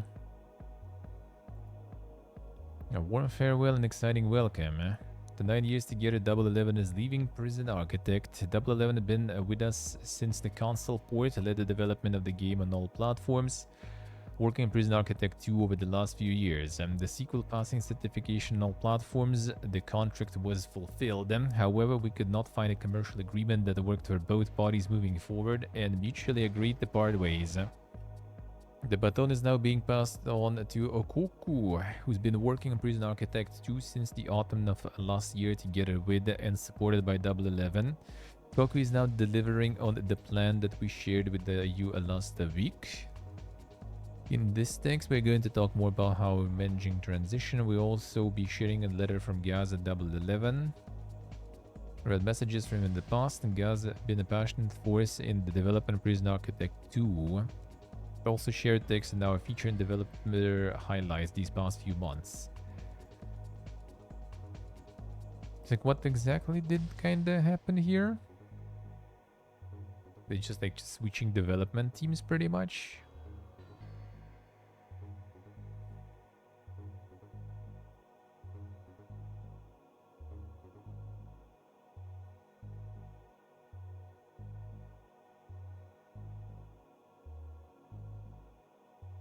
Just got like this the switch of the teams or something. Yeah, they introduced Koku, new developers behind Prison Architect 2. It's like, oh yeah, this one is still even Double 11 here. Oh, okay, so it's like the full, actually all the developers switching. It got delayed too, I think, right? Because it was supposed to be kind of soon already out. Yeah, May 7th it was supposed to be. So they delayed it. Yeah, and got the Koku in. Hey, next gen. Doing good, doing good. Hope you have a nice day too. Thank you, man. Yeah, we'll see how this will work. I kinda have a feeling it could be like similar case like with like, you know, Kerbal Space Program 2 and everything. As in like not super necessary and in the end maybe not that good overall. And now also the dev switch when yeah, like basically they delayed the game and past the original release, they also switching the dev. I don't know, man, I don't know. Seems kinda sus there. Seems kinda sus. Alright. Whoop. That seems like we did cover all the stuff, mostly at least, by the looks of it. By the looks of it, we